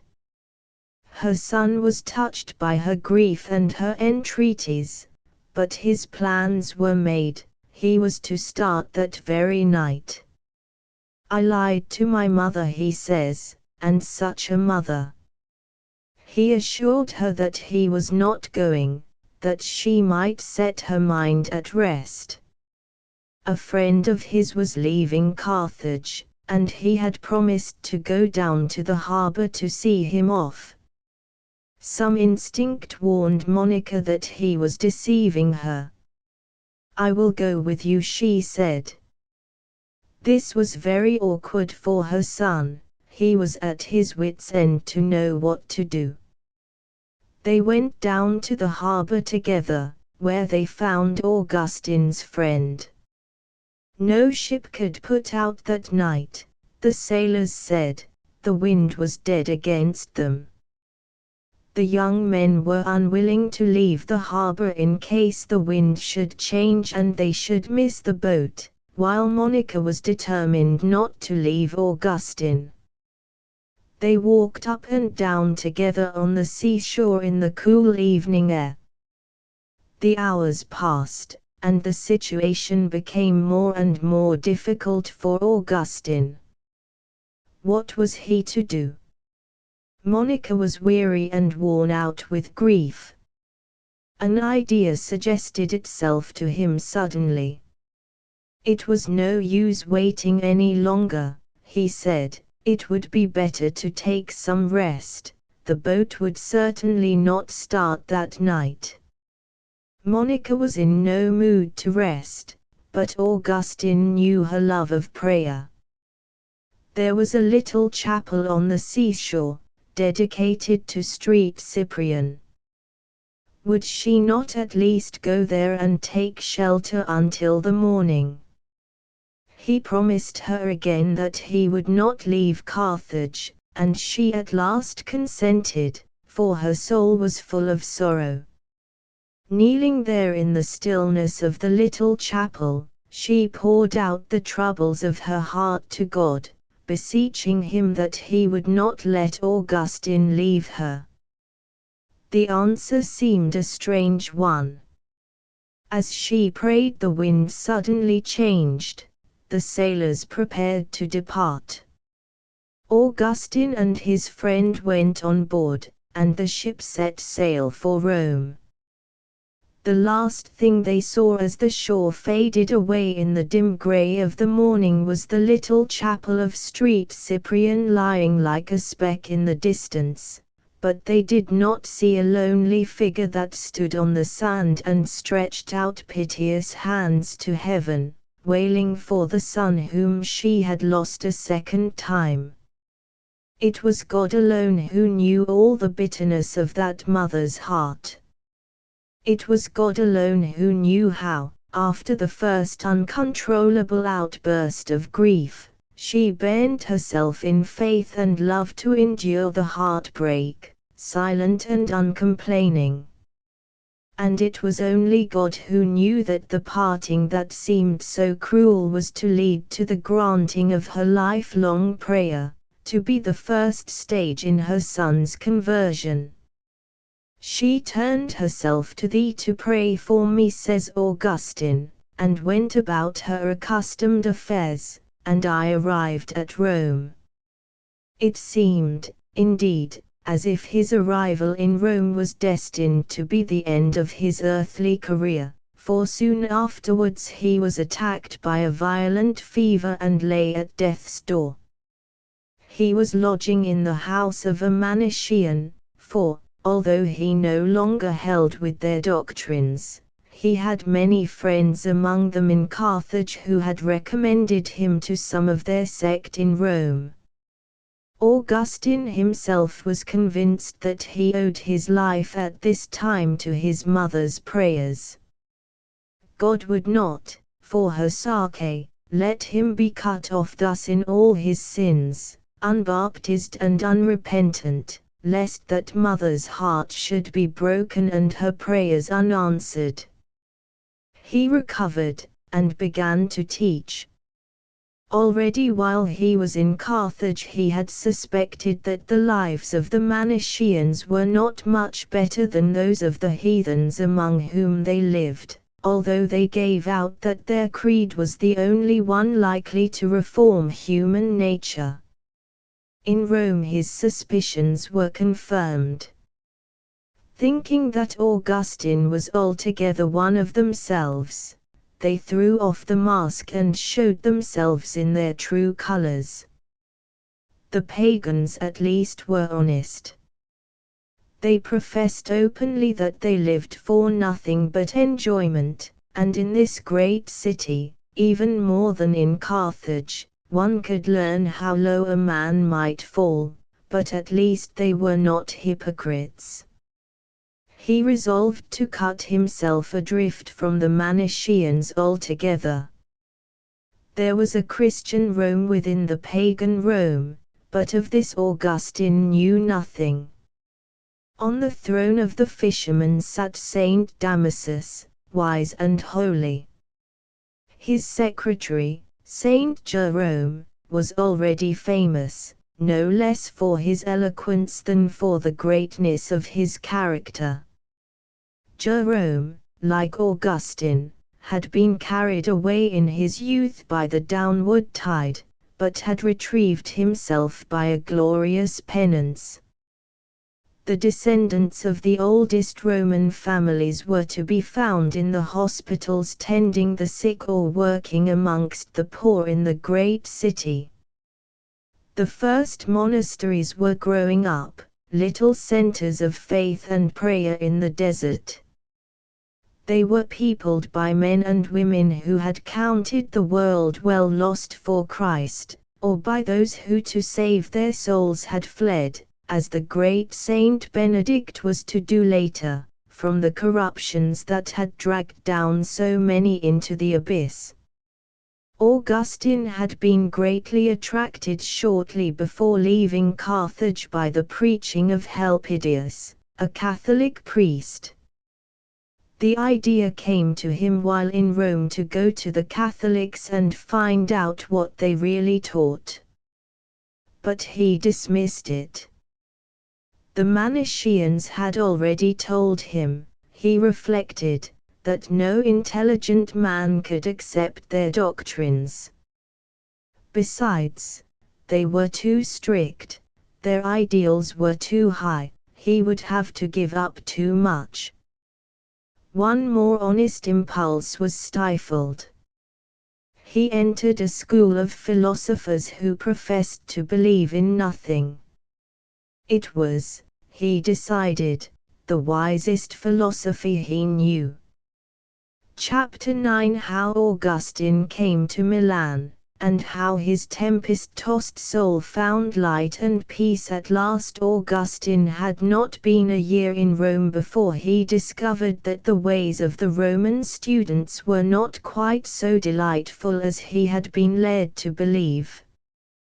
They were less insolent, it is true, than those of Carthage, and not so rough, but they had other defects which were quite as trying.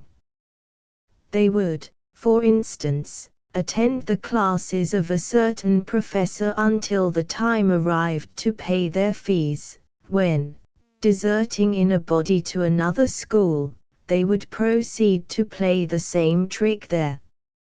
It was certainly one way of getting an education for nothing, but it was hard on the teachers.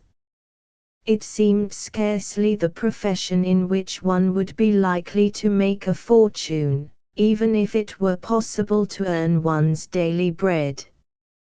Augustine was discouraged and sick at heart, everything seemed to be against him, there was no hope, no light anywhere. His life seemed doomed to be a failure, in spite of all his gifts. And then, quite suddenly, came the opening that he had longed for. Symmachus, the prefect of Rome, received a letter from Milan, requesting him to name a professor of rhetoric for the vacant chair in that city. A competition was announced in which Symmachus, himself a well-known orator, was to be the judge. Augustine entered and won the prize. It was an excellent and honorable position. The professor was supported by the state. The Emperor Valentinian held his court in the city, which gave it a certain position. Augustine was furnished with letters of introduction to Ambrose, the bishop, who had been brilliantly successful at the bar in his youth, and was probably an old friend of Symmachus. He was of a noble Roman family, and famous alike for his great learning and peculiar charm of manner. He was famous also for his holiness of life, but this was of less interest to Augustine. It was Ambrose the orator with whom he desired to make acquaintance. No sooner had he arrived in Milan than he presented himself before the bishop, who received him with a cordial courtesy that attracted Augustine at once. The only way to judge of his eloquence was to attend the sermons at the cathedral. This Augustine began to do regularly. He found that Ambrose had not been overpraised. He listened to him at first with the pleasure it always gave him to hear an eloquent speaker, then, gradually, with a shock of surprise, he began to attend to what the bishop said, as well as to his manner of saying it. Ambrose was explaining the doctrines of the Church. He spoke very clearly and simply, to the intelligence no less than to the heart, for there were many catechumens in his congregation, as well as pagans who were seeking for the truth. The Manichaeans had deceived him, then, thought Augustine. They had lied about the Church's teaching, or they themselves had been ignorant of it, and he had let himself be deceived. This was altogether unlike what they had told him. It was noble and sublime, all that was great and good in him responded. Had he found the truth at last? In the meantime Monica, determined to rejoin her son, arrived in Milan. The journey had been long and dangerous. They had been assailed by terrible storms, even the sailors had lost courage. It was she who had comforted them in their fear. "The storm will soon be over," she assured them. "I know that we shall reach our journey's end in safety." She had a strong conviction that she would not die until her prayers had won Augustine back to God. The sailors took heart again at her words. Her calm eyes strengthened them. They felt that this gentle woman knew things that were hidden from them. Monica's first visit was to Saint Ambrose. The two noble natures understood each other at once. "Thank God for having given you such a mother," said the bishop to Augustine, when he met him a few days later. "She is 1 in 1,000. Much had happened since mother and son had parted, and much had to be told. The first thing that Monica heard was that Augustine had left the Manichaeans. At this she rejoiced greatly. She was convinced, she told him, that she would see him a Catholic before she died. "Thus she spoke to me," says Augustine, "but to thee, O fountain of mercy, she redoubled her prayers and her tears, beseeching thee to hasten thine aid and dispel my darkness." They went together now to the sermons and sat side by side in the church as in the days of Augustine's childhood. One by one he laid aside the false ideas of the truth that had been given to him by the Manichaeans. It was growing clearer to him every day. True, there was much that was above his understanding, above the understanding of any human being, as Ambrose frankly acknowledged, but not above their faith. The Manichaeans had sneered at faith as childish and credulous, and yet, thought Augustine, how many things he believed that he could have no possibility of proving.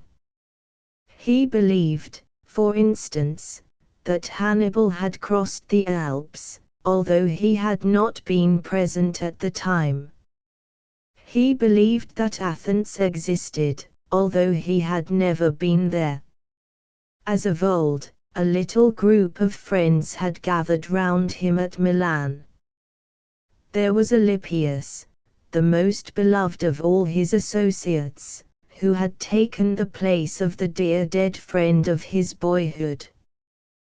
There was Romanianus, who was there on state business, and Licentius, his son, with Trigetius, both pupils of Augustine's, Nebridius, who had been with him in Carthage, and was, like himself, a native of Roman Africa, and several new friends he had made in Milan. It was agreed amongst them that they should set apart a certain time every day to seek for the truth, reading and discussing among themselves. The scriptures were to form part of the reading. Great hope has dawned, wrote Augustine. The Catholic faith teaches not what we thought and vainly accused it of. Life is vain, death uncertain. If it steals upon us of a sudden, in what state shall we depart hence? And where shall we learn what here we have neglected? Let us not delay to seek after God and the blessed life. There was in Milan a holy old priest called Simplicianus, greatly beloved by Saint Ambrose, for he had been his teacher and guide in early life. To him Augustine resolved to go, he might be able to help him. He told Simplicianus, amongst other things, that he had been reading a book of philosophy translated by a Roman called Victorinus. The book was good, said Simplicianus, but the story of Victorinus' own life was better. He had known him well in Rome. Augustine was interested, he would like to hear the story, he said. Victorinus, said the old man, was a pagan and a worshipper of the heathen gods. He was a famous orator, and taught rhetoric to some of the noblest citizens of Rome. He was learned in every science, and was so celebrated for his virtue that a statue had been erected to him in the Forum. In his old age, after earnest study, he became a Christian, but remained a long time a catechumen through fears of what his friends would say. At last, taking courage, he prepared himself for baptism, and, to punish himself for his human respect, insisted on reading his profession of faith aloud before the whole congregation, instead of making it, as was usual, in private. This courageous action of an old man made Augustine feel his own cowardice. He believed now that the Catholic Church was the true Church, and yet he could not face the thought of baptism. He would have to give up so much. The Christian standard was high for a man who had spent his life in self-indulgence. He could never attain to it. He took leave of Simplicianus sadly. The help which he needed was not to be found there. I went about my usual business, he says, while my anxiety increased as I daily sighed to thee. He frequented the church now even when there were no sermons, for he began to feel the need of prayer. One day when Alypius and he were alone together, there came in a friend of theirs, Pontianus, a devout Christian, who held a post at the emperor's court. Finding the epistles of Saint Paul upon the table, he smiled at Augustine, saying that he was glad that he was reading them, for they were full of teaching. He began to tell them about Saint Anthony, and of the many hermitages and monasteries in Egypt, and even here in his own country. He spoke to them of the monastic life and its virtues, and, seeing their interest and astonishment, went on to tell them an incident that had happened a short time before. Two young men of the imperial court, friends of his own, walking together in the country, came to a cottage inhabited by some holy recluses. A life of Saint Anthony lay on the table. One of them took it up and began to read. His first feeling was one of astonishment, his second of admiration. "How uncertain life is," he said suddenly to his companion. "We are in the Emperor's service. I wish we were in God's." I had rather be his friend than the emperor's. He read on, with sighs and groans. At last he shut the book and arose. My mind is made up, he said, I shall enter God's service here and now. If you will not do so too, at least do not try to hinder me.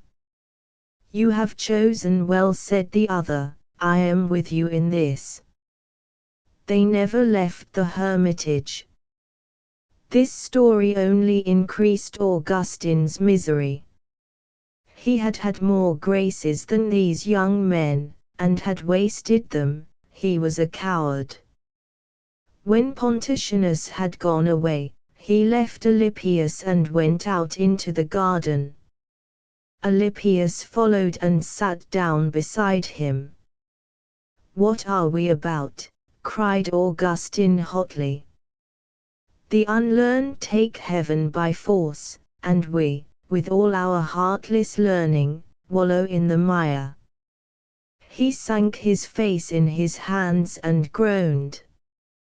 The way lay clear before him. He had found the eternal truth for which he had been seeking so long, and he had not the courage to go further. This and that he would have to do, this and that he would have to give up, he could not, it was too hard. And yet, to stand with both feet on the rock of truth, was it not worth all this and more? So the battle raged. Good and evil struggled together in his soul. It seemed to him then that he saw a long procession winding across the garden. It passed him and faded in the distance. First came boys and girls, young and weak, scarcely more than children, and they mocked him gently. We have fought and conquered, they said, even we. After them came a great multitude of men and women in the prime of life, some strong and vigorous, some feeble and sickly. It seemed to Augustine as if they looked at him with eyes full of contempt. We have lived purely, they said, we have striven and conquered. They were followed by old men and women, worn with age and suffering. They looked at him reproachfully. We have fought and conquered, they said, we have endured unto the end. Augustine's self-control was leaving him, even Alypius' presence was more than he could bear. He leapt to his feet, went to the other end of the garden, and, throwing himself down on the ground, wept as if his heart would break. His soul, tossed this way and that in its anguish, cried desperately to God for help. Suddenly on the stillness of the summer afternoon there broke the sound of a child's voice, sweet, insistent. Toll, lege, it sang, toll, lege, take and read. Augustine stood up. There was no one there. No human being was in sight. Toll, lege, rang the sweet voice again and again in his ear, now on this side, now on that. Was this the answer to his prayer? He remembered how Saint Anthony had opened the sacred scriptures on a like occasion, and had found the help that he required. Going back to Alypius, he took up the sacred volume and opened it. Put ye on the Lord Jesus Christ, and make not provision for the flesh and the concupiscence thereof, he read. Light, strength, and conviction flowed into his soul. With God's help all things were possible, he would give up all and follow him. Then, having carefully marked the place, he sat down beside Alypius and told him of his resolution. What about me? Asked Alypius. Perhaps there is something there for me too. Let me see. He took the book from Augustine, opened at the place he had marked, and read, "He that is weak in the faith take unto you." "That will do very well for me," he said. Augustine's first thought was for Monica. He must go to her, and at once. They sat together hand in hand until the sun sank in a rose-colored glory and the cool shadows of the evening fell like a blessing on the earth. There are some joys too deep for speech, too holy to be touched by mortal hands. Chapter X. How St. Monica lived at Cassiacum with Augustine and his friends, and how Augustine was baptized by St. Ambrose. Amongst the saints there are two great penitents, Saint Mary Magdalene and Saint Augustine, who in the first moment of their conversion shook themselves wholly free from the trammels of the past and never looked back again. "Thou hast broken my bonds in sunder," cries Saint Augustine. "To thee will I offer the sacrifice of praise." Honors, wealth, pleasure, all the things he had desired so passionately, were now as nothing to him. "For thou didst expel them from me," he says, "and didst come in thyself instead of them. And I sang to thee, my Lord God, my true honor, my riches, and my salvation." The vacation was close at hand. Augustine resolved to give up his professorship and to go away quietly to prepare himself for baptism. Vercundus, one of the little group of faithful friends who surrounded him, had a country house in Cassiacum, which he offered for his use while he remained in Italy. It was a happy party that gathered within its walls. There were Augustine and his younger brother Navigius, the faithful Alypius, who was to receive baptism with his friend, Licentius, and Trigetius, Augustine's two pupils, and several others. Lastly there was Monica, who was a mother to them all, and whose sunny presence did much to enliven the household. It was autumn, an Italian mid-September. The country was a glory of green and gold and crimson, the Apennines lying like purple shadows in the distance. Here, in the seclusion that was so dear to his heart, Augustine read the Psalms for the first time. His soul was on fire with their beauty, every word carried him to God. Monica read with him, and he tells us that he would often turn to her for an explanation. For he continues, "She was walking steadily in the path in which I was as yet feeling my way."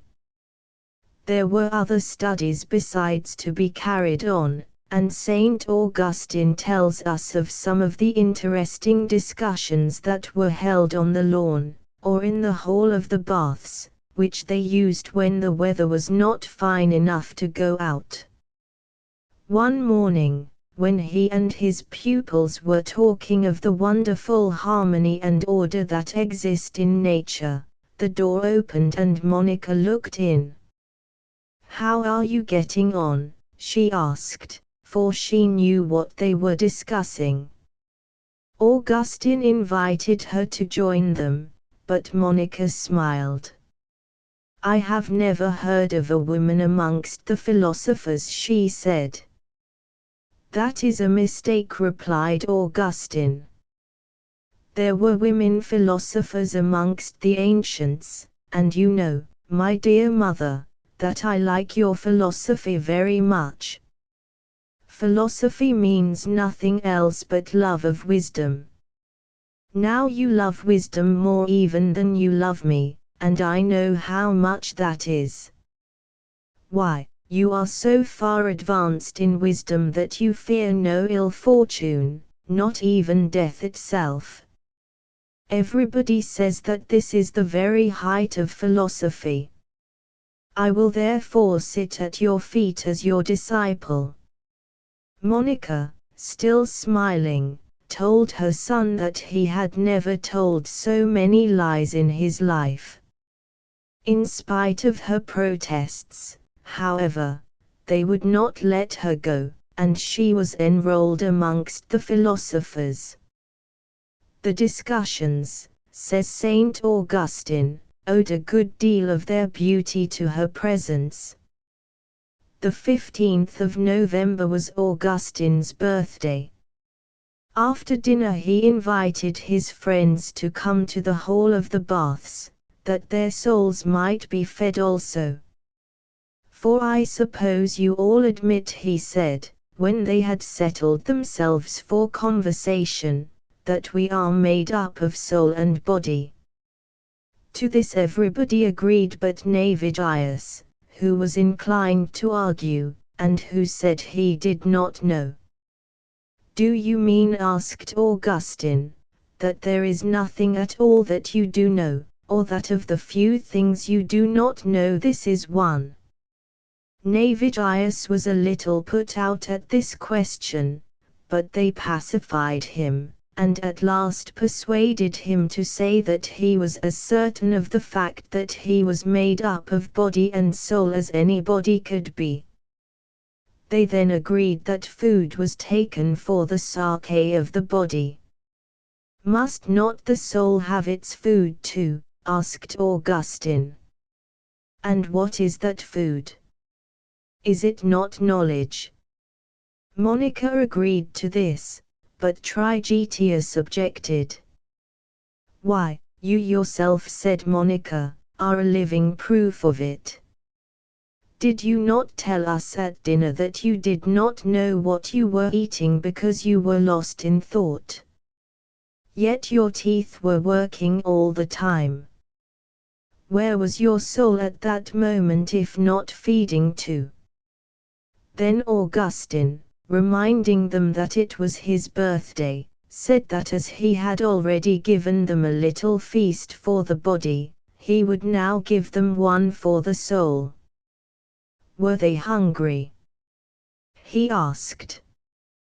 There was an eager chorus of assent. "Can a man be happy," he said, "if he has not what he wants, and is he happy if he has it?" Monica was the first to answer this question.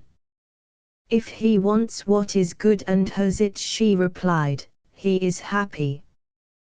But if he wants what is bad, he is not happy even if he has it." "Well said, mother," cried Augustine. "You have reached the heights of philosophy at a single bound." Someone then said that if a man were needy he could not be happy. Finally they all agreed that only he who possessed God could be wholly happy. But the discussion had gone on for a long time, and Augustine suggested that the soul might have too much nourishment as well as the body, and that it would be better to put off the rest until tomorrow. The discussion was continued next day. "Since only he who possesses God can be happy, who is he who possesses God?" asked Augustine, and they were all invited to give their opinion. "He that leads a good life," answered one. "He who does God's will," said another. "He who is pure of heart," said a third. Navigius would not say anything, but agreed with the last speaker. Monica approved of them all. Saint Augustine continued, "It is God's will that all should seek Him." Of course they all replied. "Can he who seeks God be leading a bad life?" "Certainly not," they said. "Can a man who is not pure in heart seek God?" "No," they agreed. Then said Augustine, "What have we here? A man who leads a good life, does God's will, and is pure of heart, is seeking God. But he does not yet possess him. Therefore we cannot uphold that they who lead good lives, do God's will, and are pure of heart, possess God. They all laughed at the trap in which he had caught them. But Monica, saying that she was slow to grasp these things, asked to have the argument repeated. Then she thought a moment. No one can possess God without seeking him, she said. True, said Augustine, but while he is seeking he does not yet possess. I think there is no one who does not have God, she said. But those who live well have him for their friend, and those who live badly make themselves his enemies. Let us change the statement. He who possesses God is happy to he who has God for his friend is happy. All agreed to this but Navigius. No, he said, for this reason. If he is happy who has God for his friend, and God is the friend of those who seek him, and those who seek him do not possess him, for to this all have agreed, then it is obvious that those who are seeking God have not what they want. And we all agreed yesterday that a man cannot be happy unless he has what he wants. Monica could not see her way out of this difficulty, although she was sure there was one. I yield, she said, for logic is against me. Well, said Augustine, we have reached the conclusion that he who has found God has him for his friend and is happy, but he who is still seeking God has him for his friend but is not yet happy. He, however, who has separated himself from God by sin has neither God for his friend nor is he happy. This satisfied everybody. The other side of the question was then considered. In what did unhappiness consist? Asked Augustine. Monica maintained that neediness and unhappiness must go together. For he who has not what he wants, she said, is both needy and unhappy. Augustine then supposed a man who had everything he wanted in this world. Could it be said that he was needy? Yet was it certain that he was happy? Licentius suggested that there would remain with him the fear of losing what he had. That fear, replied Augustine, would make him unhappy but would not make him needy. Therefore we could have a man who is unhappy without being needy. To this everyone agreed but Monica, who still argued that unhappiness could not be separated from neediness. This supposed man of yours, she said, rich and fortunate, still fears to lose his good fortune. That shows that he wants wisdom. Can we call a man who wants money needy, and not call him so when he wants wisdom? At this remark there was a general outcry of admiration. It was the very argument, said Augustine, that he had meant to use himself. Nothing, said Licentius, could have been more truly and divinely said. What, indeed, is more wretched than to lack wisdom?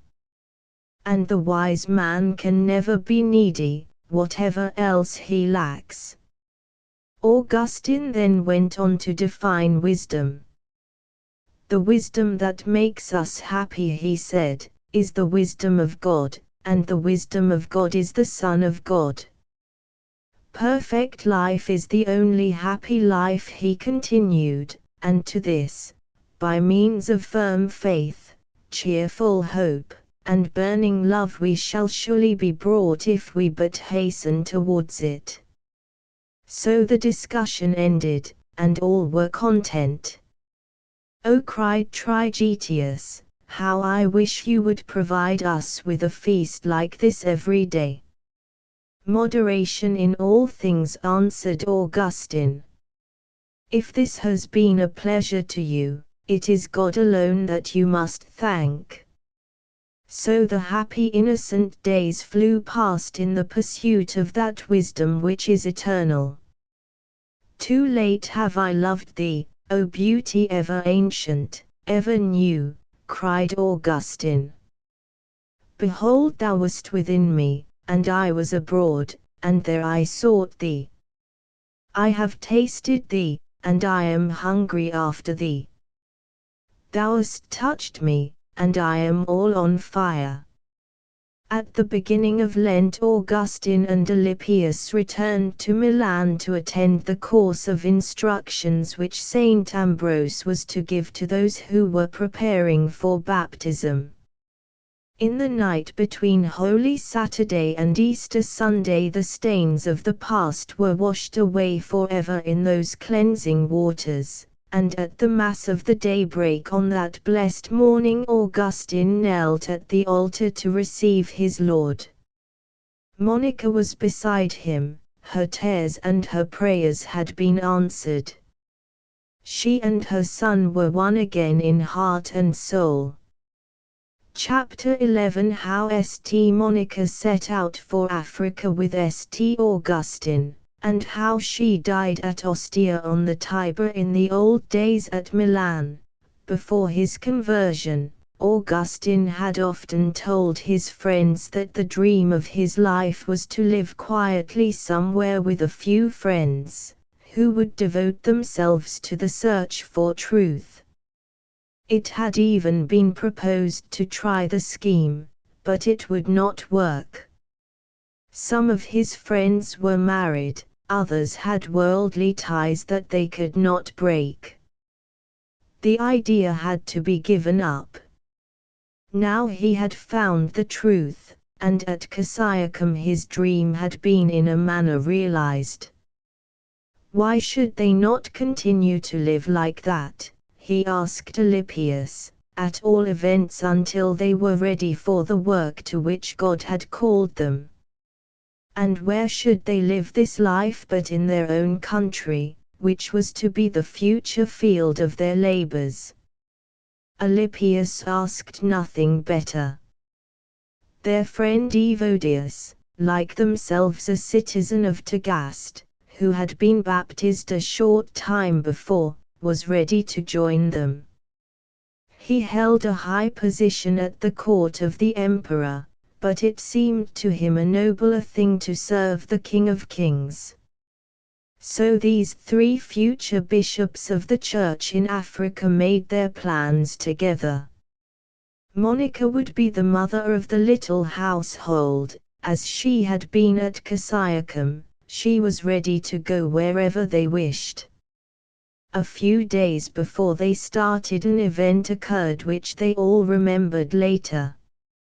It was the feast of Saint Cyprian, and Monica had returned from Mass absorbed in God, as she always was after Holy Communion. Perhaps she had been thinking of her night of anguish in the little chapel by the seashore at Carthage 3 years before, when God had seemed deaf to her prayers, in order that he might grant her the fullness of her heart's desire. Suddenly she turned to them with shining eyes. "Let us hasten to heaven," she cried. They gently questioned her as to what she meant, but she did not seem to hear them. "My soul and my flesh have rejoiced in the living God," she said, and they marveled at the heavenly beauty of her face. It was a long journey from Milan to Ostia on the Tiber, where they were to set sail for Africa. They remained there for some weeks, for the ship was not to start at once. One evening Augustine and Monica were sitting together at a window that overlooked the garden and the sea. They were talking of heaven. Saint Augustine tells us, asking each other what that eternal life of the saints must be which eye hath not seen nor ear heard.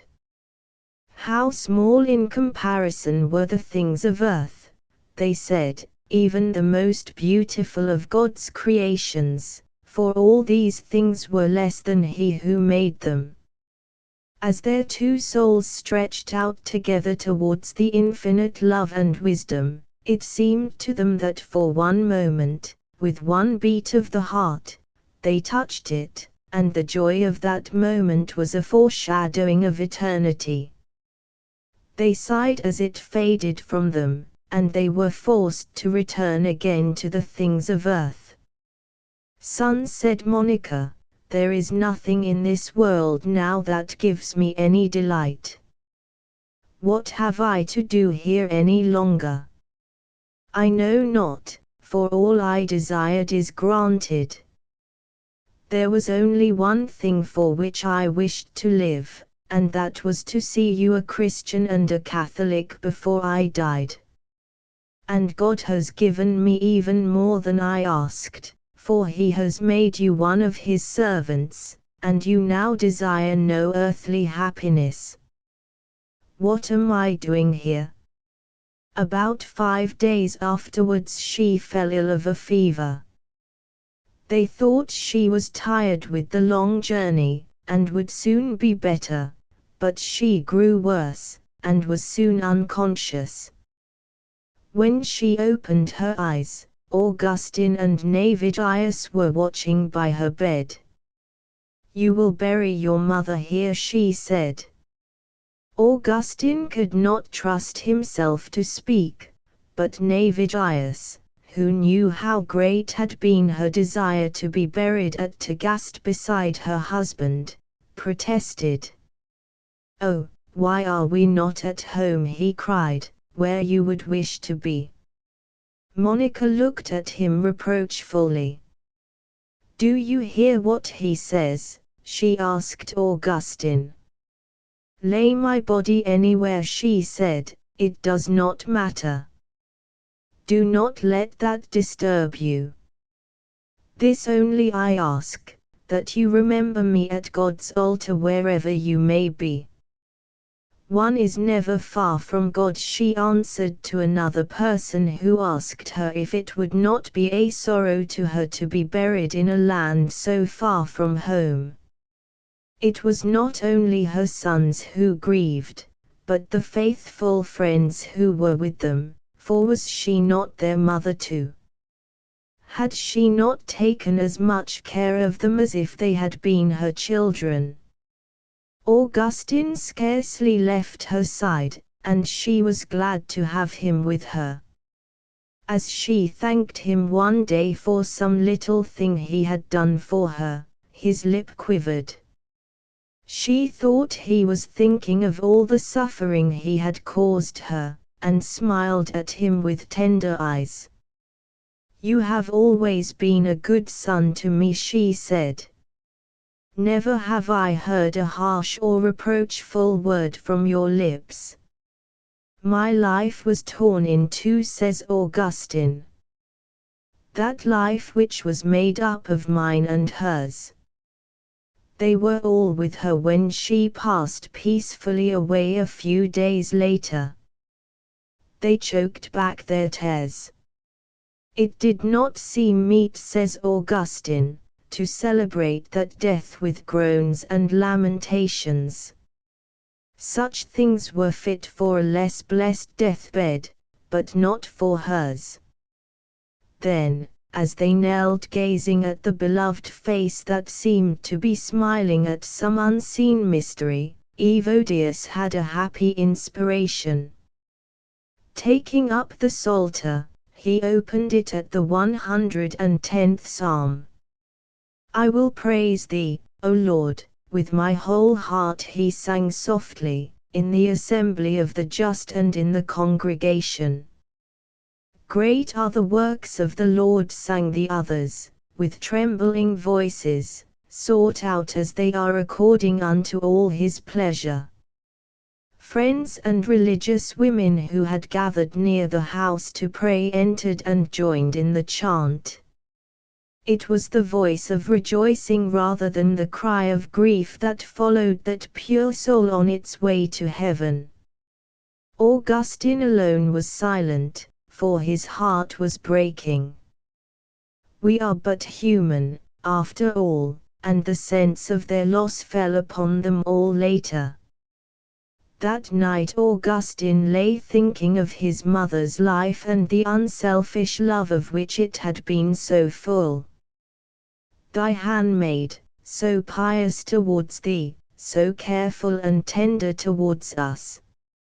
And I let go my tears, he tells us, and let them flow as much as they would. I wept for her, who for so many years had wept for me. They buried her, as she herself had foretold, in Ostia, where her sacred relics were found 1,000 years later by Pope Martin V, and carried to the Church of Saint Augustine in Rome. The memory of the mother to whom he owed so much remained with Augustine until the day of his death. He loved to speak of her. 30 years later, while preaching to his people at Hippo, he said, "The dead do not come back to us. If it were so, how often should I see my Holy Mother at my side? She followed me over sea and land into far countries that she might not lose me forever. God forbid that she should be less loving now that she is more blessed. Ah, no. She would come to help and comfort me, for she loved me more than I can tell. The dead do not come back. But who that has followed the career of the great bishop and doctor of the church can doubt that she who prayed for him so fervently on earth had ceased to pray for him in heaven?" End of the Project Gutenberg ebook The Life of Saint Monica ******** Updated editions will replace the previous one, the old editions will be renamed. Creating the works from print editions not protected by U.S. copyright law means that no one owns a United States copyright in these works, so the Foundation, and you, can copy and distribute it in the United States without permission and without paying copyright royalties. Special rules, set forth in the general terms of use part of this license, apply to copying and distributing Project Gutenberg trademark symbol electronic works to protect the Project Gutenberg trademark symbol concept and trademark. Project Gutenberg is a registered trademark, and may not be used if you charge for an ebook, except by following the terms of the trademark license, including paying royalties for use of the Project Gutenberg trademark. If you do not charge anything for copies of this ebook, complying with the trademark license is very easy. You may use this ebook for nearly any purpose such as creation of derivative works, reports, performances and research. Project Gutenberg ebooks may be modified and printed and given away. You may do practically anything in the United States with ebooks not protected by U.S. copyright law. Redistribution is subject to the trademark license, especially commercial redistribution. Start. Full license. The full Project Gutenberg license. Please read this before you distribute or use this work to protect the Project Gutenberg trademark symbol mission of promoting the free distribution of electronic works, by using or distributing this work, or any other work associated in any way with the phrase Project Gutenberg. you agree to comply with all the terms of the full Project Gutenberg trademark symbol license available with this file or online at www.gutenberg.org/license.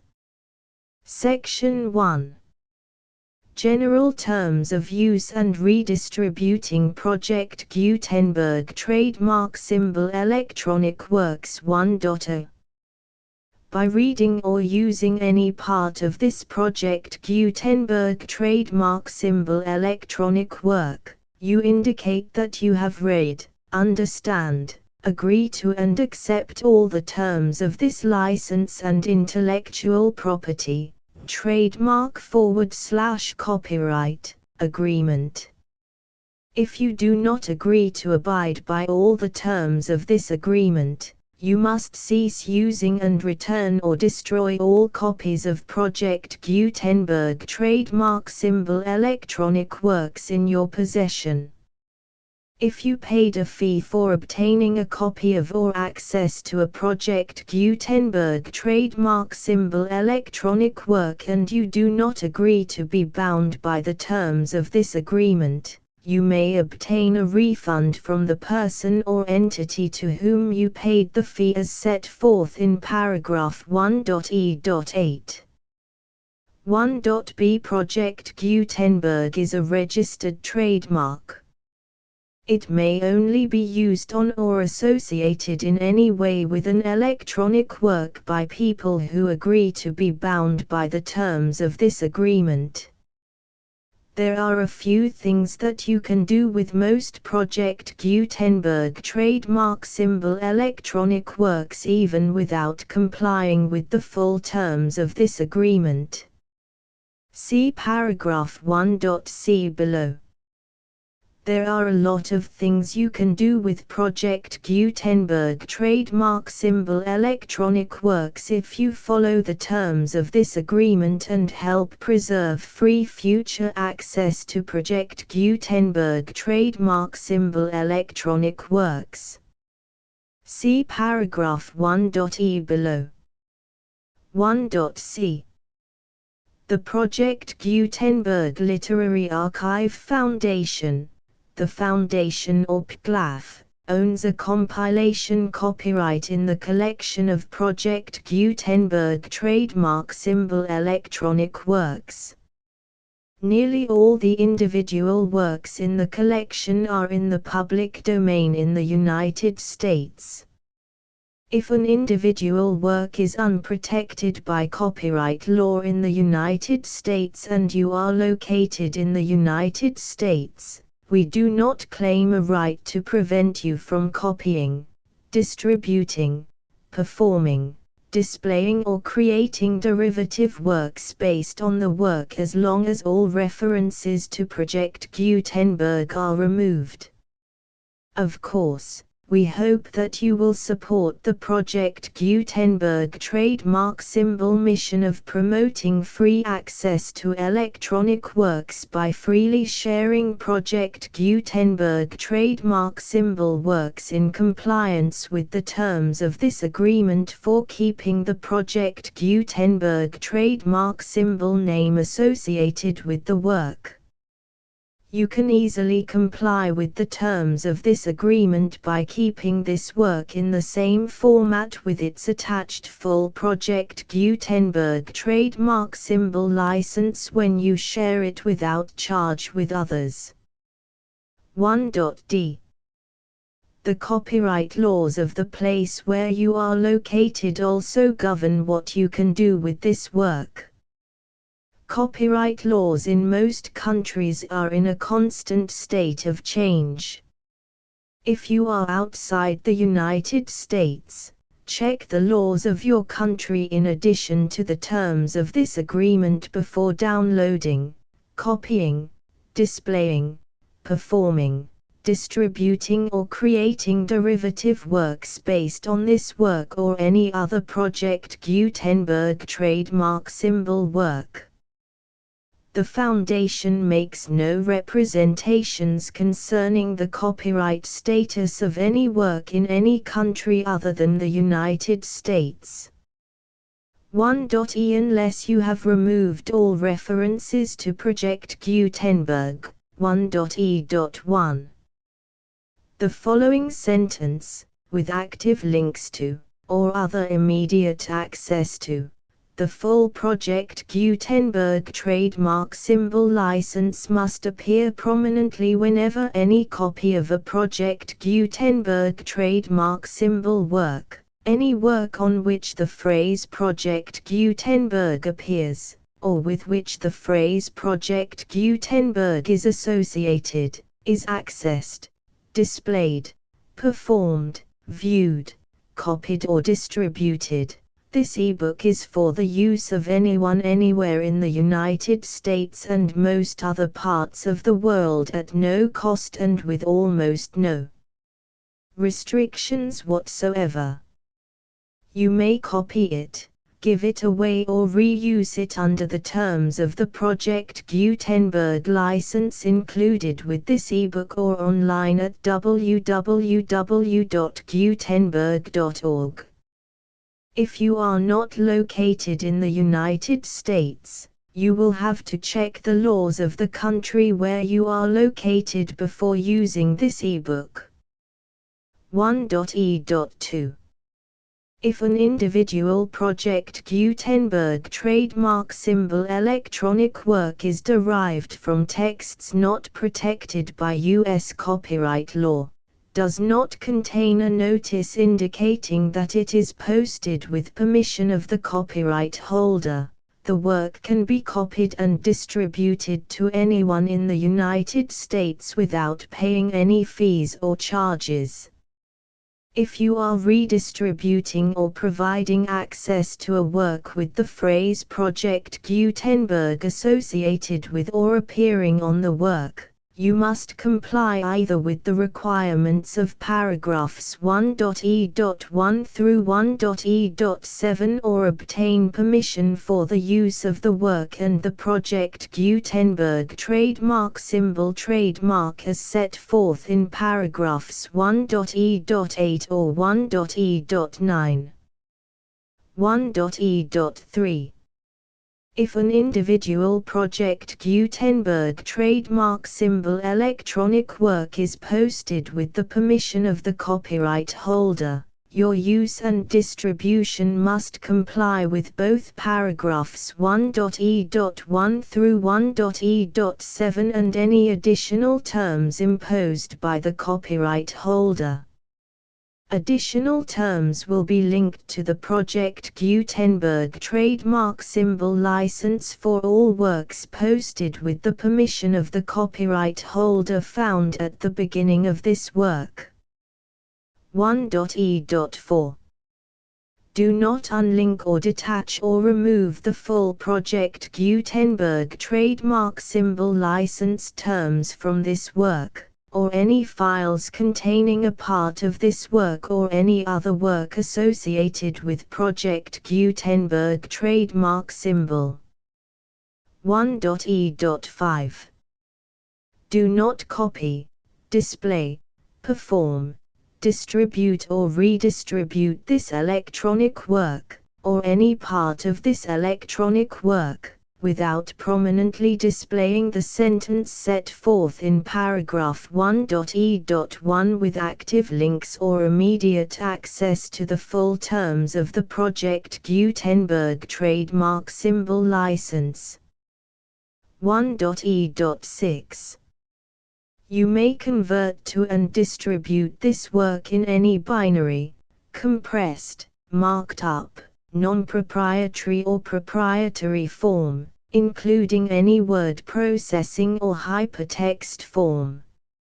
However, if you provide access to or distribute copies of a Project Gutenberg trademark symbol work in a format other than plain vanilla ASCII or other format used in the official version posted on the official Project Gutenberg trademark symbol website, www.gutenberg.org, you must, at no additional cost, fee or expense to the user, provide a copy, a means of exporting a copy, or a means of obtaining a copy upon request, of the work in its original plain vanilla ASCII or other form.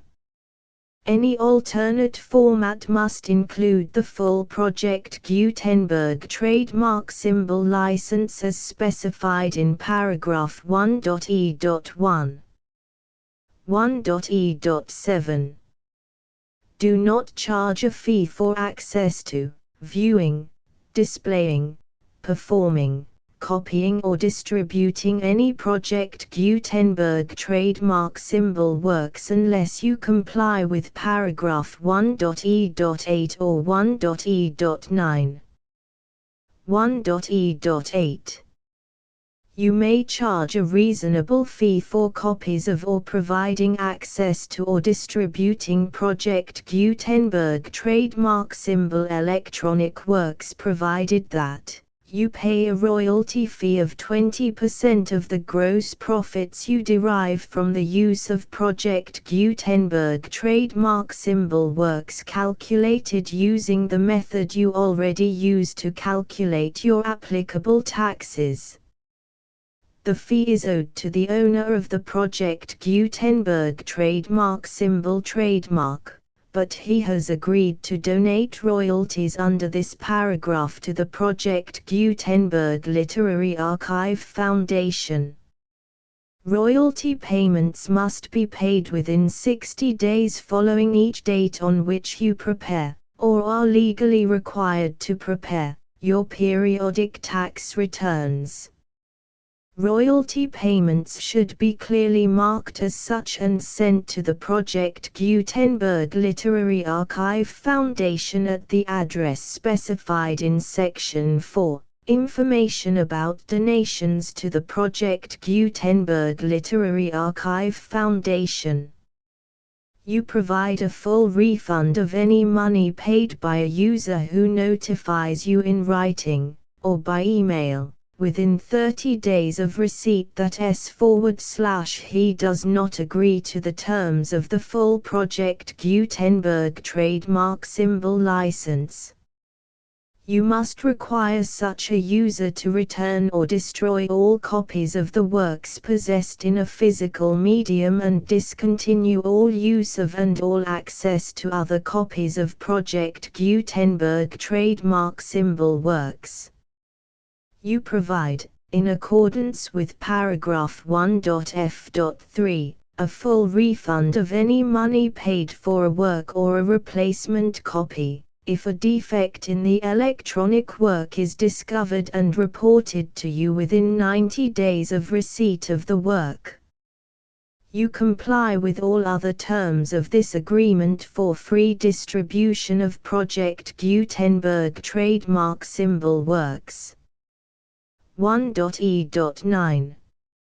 If you wish to charge a fee or distribute a Project Gutenberg trademark symbol electronic work or group of works on different terms than are set forth in this agreement, you must obtain permission in writing from the Project Gutenberg Literary Archive Foundation, the manager of the Project Gutenberg trademark symbol trademark.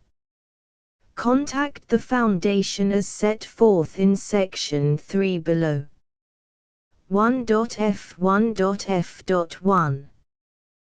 Project Gutenberg volunteers and employees expend considerable effort to identify, do copyright research on, transcribe and proofread works not protected by U.S. copyright law in creating the Project Gutenberg trademark symbol collection.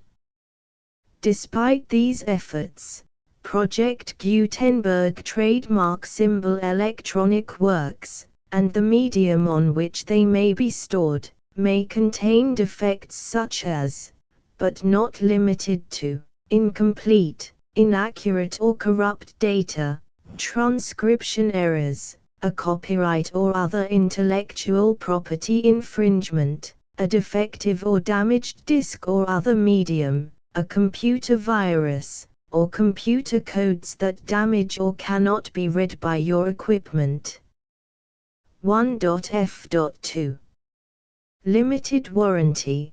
Disclaimer of damages, except for the right of replacement or refund described in paragraph 1.f.3. The Project Gutenberg Literary Archive Foundation, the owner of the Project Gutenberg trademark symbol trademark, and any other party distributing a Project Gutenberg trademark symbol electronic work under this agreement, disclaim all liability to you for damages, costs and expenses, including legal fees. You agree that you have no remedies for negligence, strict liability, breach of warranty or breach of contract except those provided in paragraph 1.f.3. You agree that the Foundation, the trademark owner, and any distributor under this agreement will not be liable to you for actual, direct, indirect, consequential, punitive or incidental damages even if you give notice of the possibility of such damage. 1.f.3. Limited right of replacement or refund. If you discover a defect in this electronic work within 90 days of receiving it, you can receive a refund of the money, if any, you paid for it by sending a written explanation to the person you received the work from. If you received the work on a physical medium, you must return the medium with your written explanation. The person or entity that provided you with the defective work may elect to provide a replacement copy in lieu of a refund.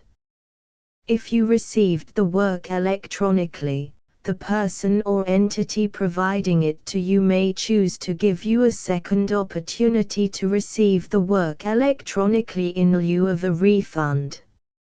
If the second copy is also defective, you may demand a refund in writing without further opportunities to fix the problem. 1.f.4.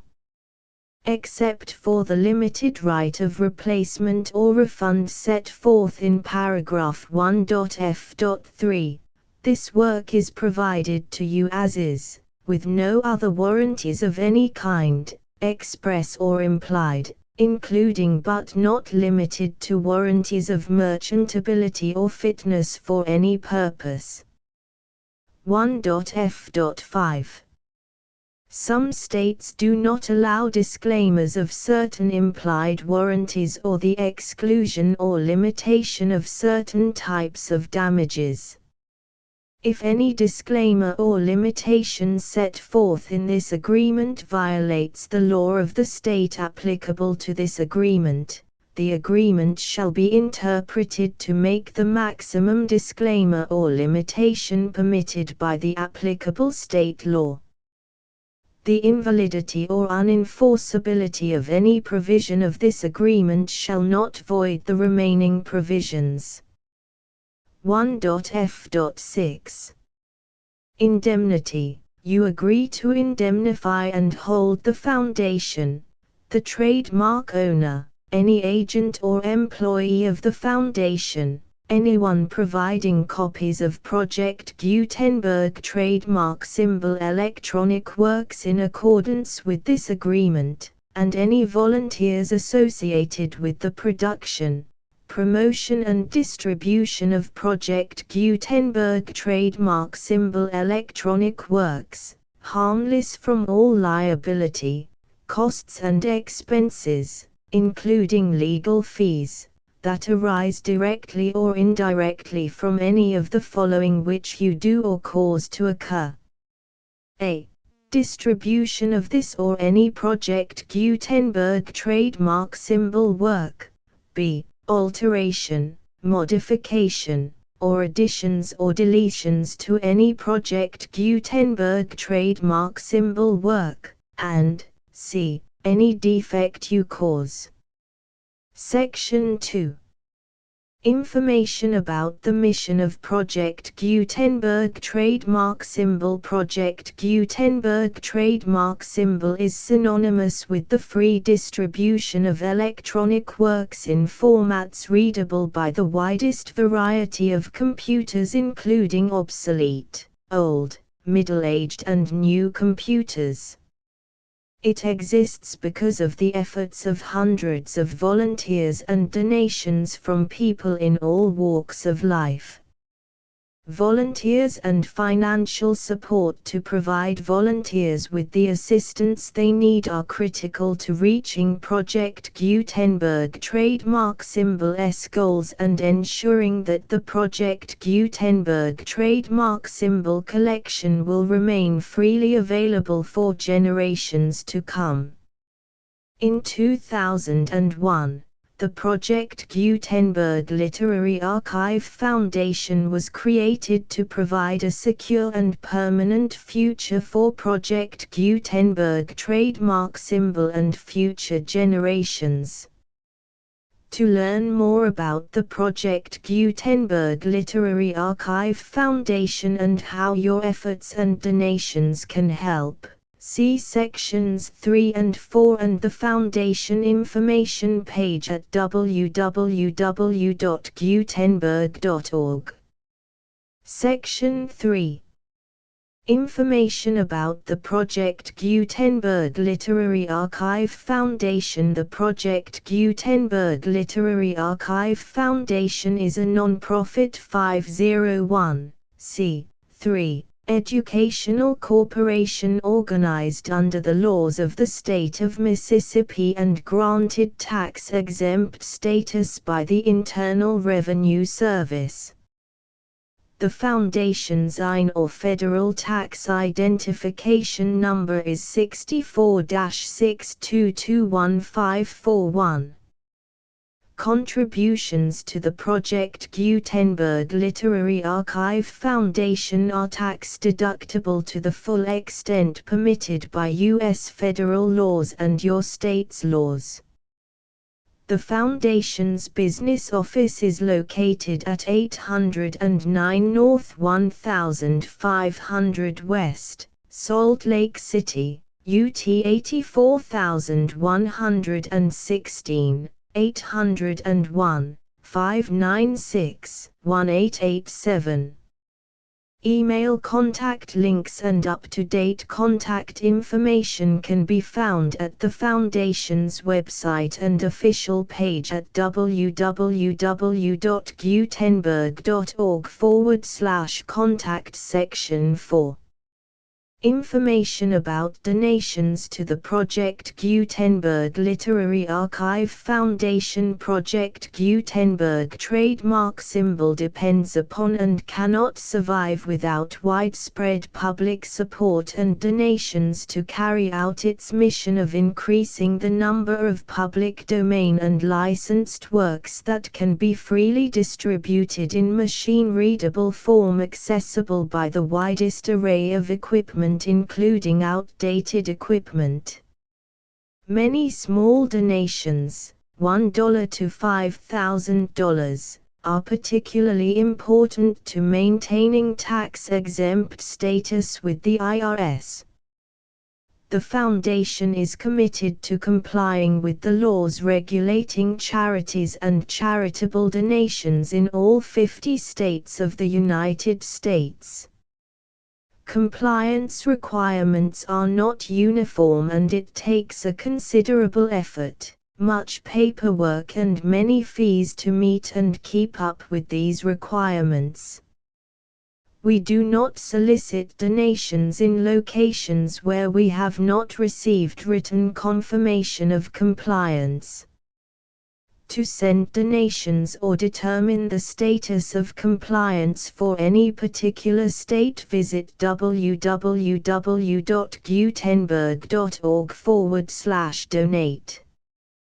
While we cannot and do not solicit contributions from states where we have not met the solicitation requirements, we know of no prohibition against accepting unsolicited donations from donors in such states who approach us with offers to donate. International donations are gratefully accepted, but we cannot make any statements concerning tax treatment of donations received from outside the United States. U.S. laws alone swamp our small staff. Please check the Project Gutenberg web pages for current donation methods and addresses. Donations are accepted in a number of other ways, including checks, online payments and credit card donations. To donate, please visit www.gutenberg.org/donate. Section 5. General information about Project Gutenberg trademark symbol Electronic Works. Professor Michael S. Hart was the originator of the Project Gutenberg trademark symbol concept of a library of electronic works that could be freely shared with anyone. For 40 years, he produced and distributed Project Gutenberg trademark symbol ebooks with only a loose network of volunteer support. Project Gutenberg trademark symbol ebooks are often created from several printed editions, all of which are confirmed as not protected by copyright in the US unless a copyright notice is included. Thus, we do not necessarily keep ebooks in compliance with any particular paper edition. Most people start at our website, which has the main PG search facility, www.gutenberg.org. This website includes information about Project Gutenberg trademark symbol, including how to make donations to the Project Gutenberg Literary Archive Foundation, how to help produce our new ebooks, and how to subscribe to our email newsletter to hear about new ebooks.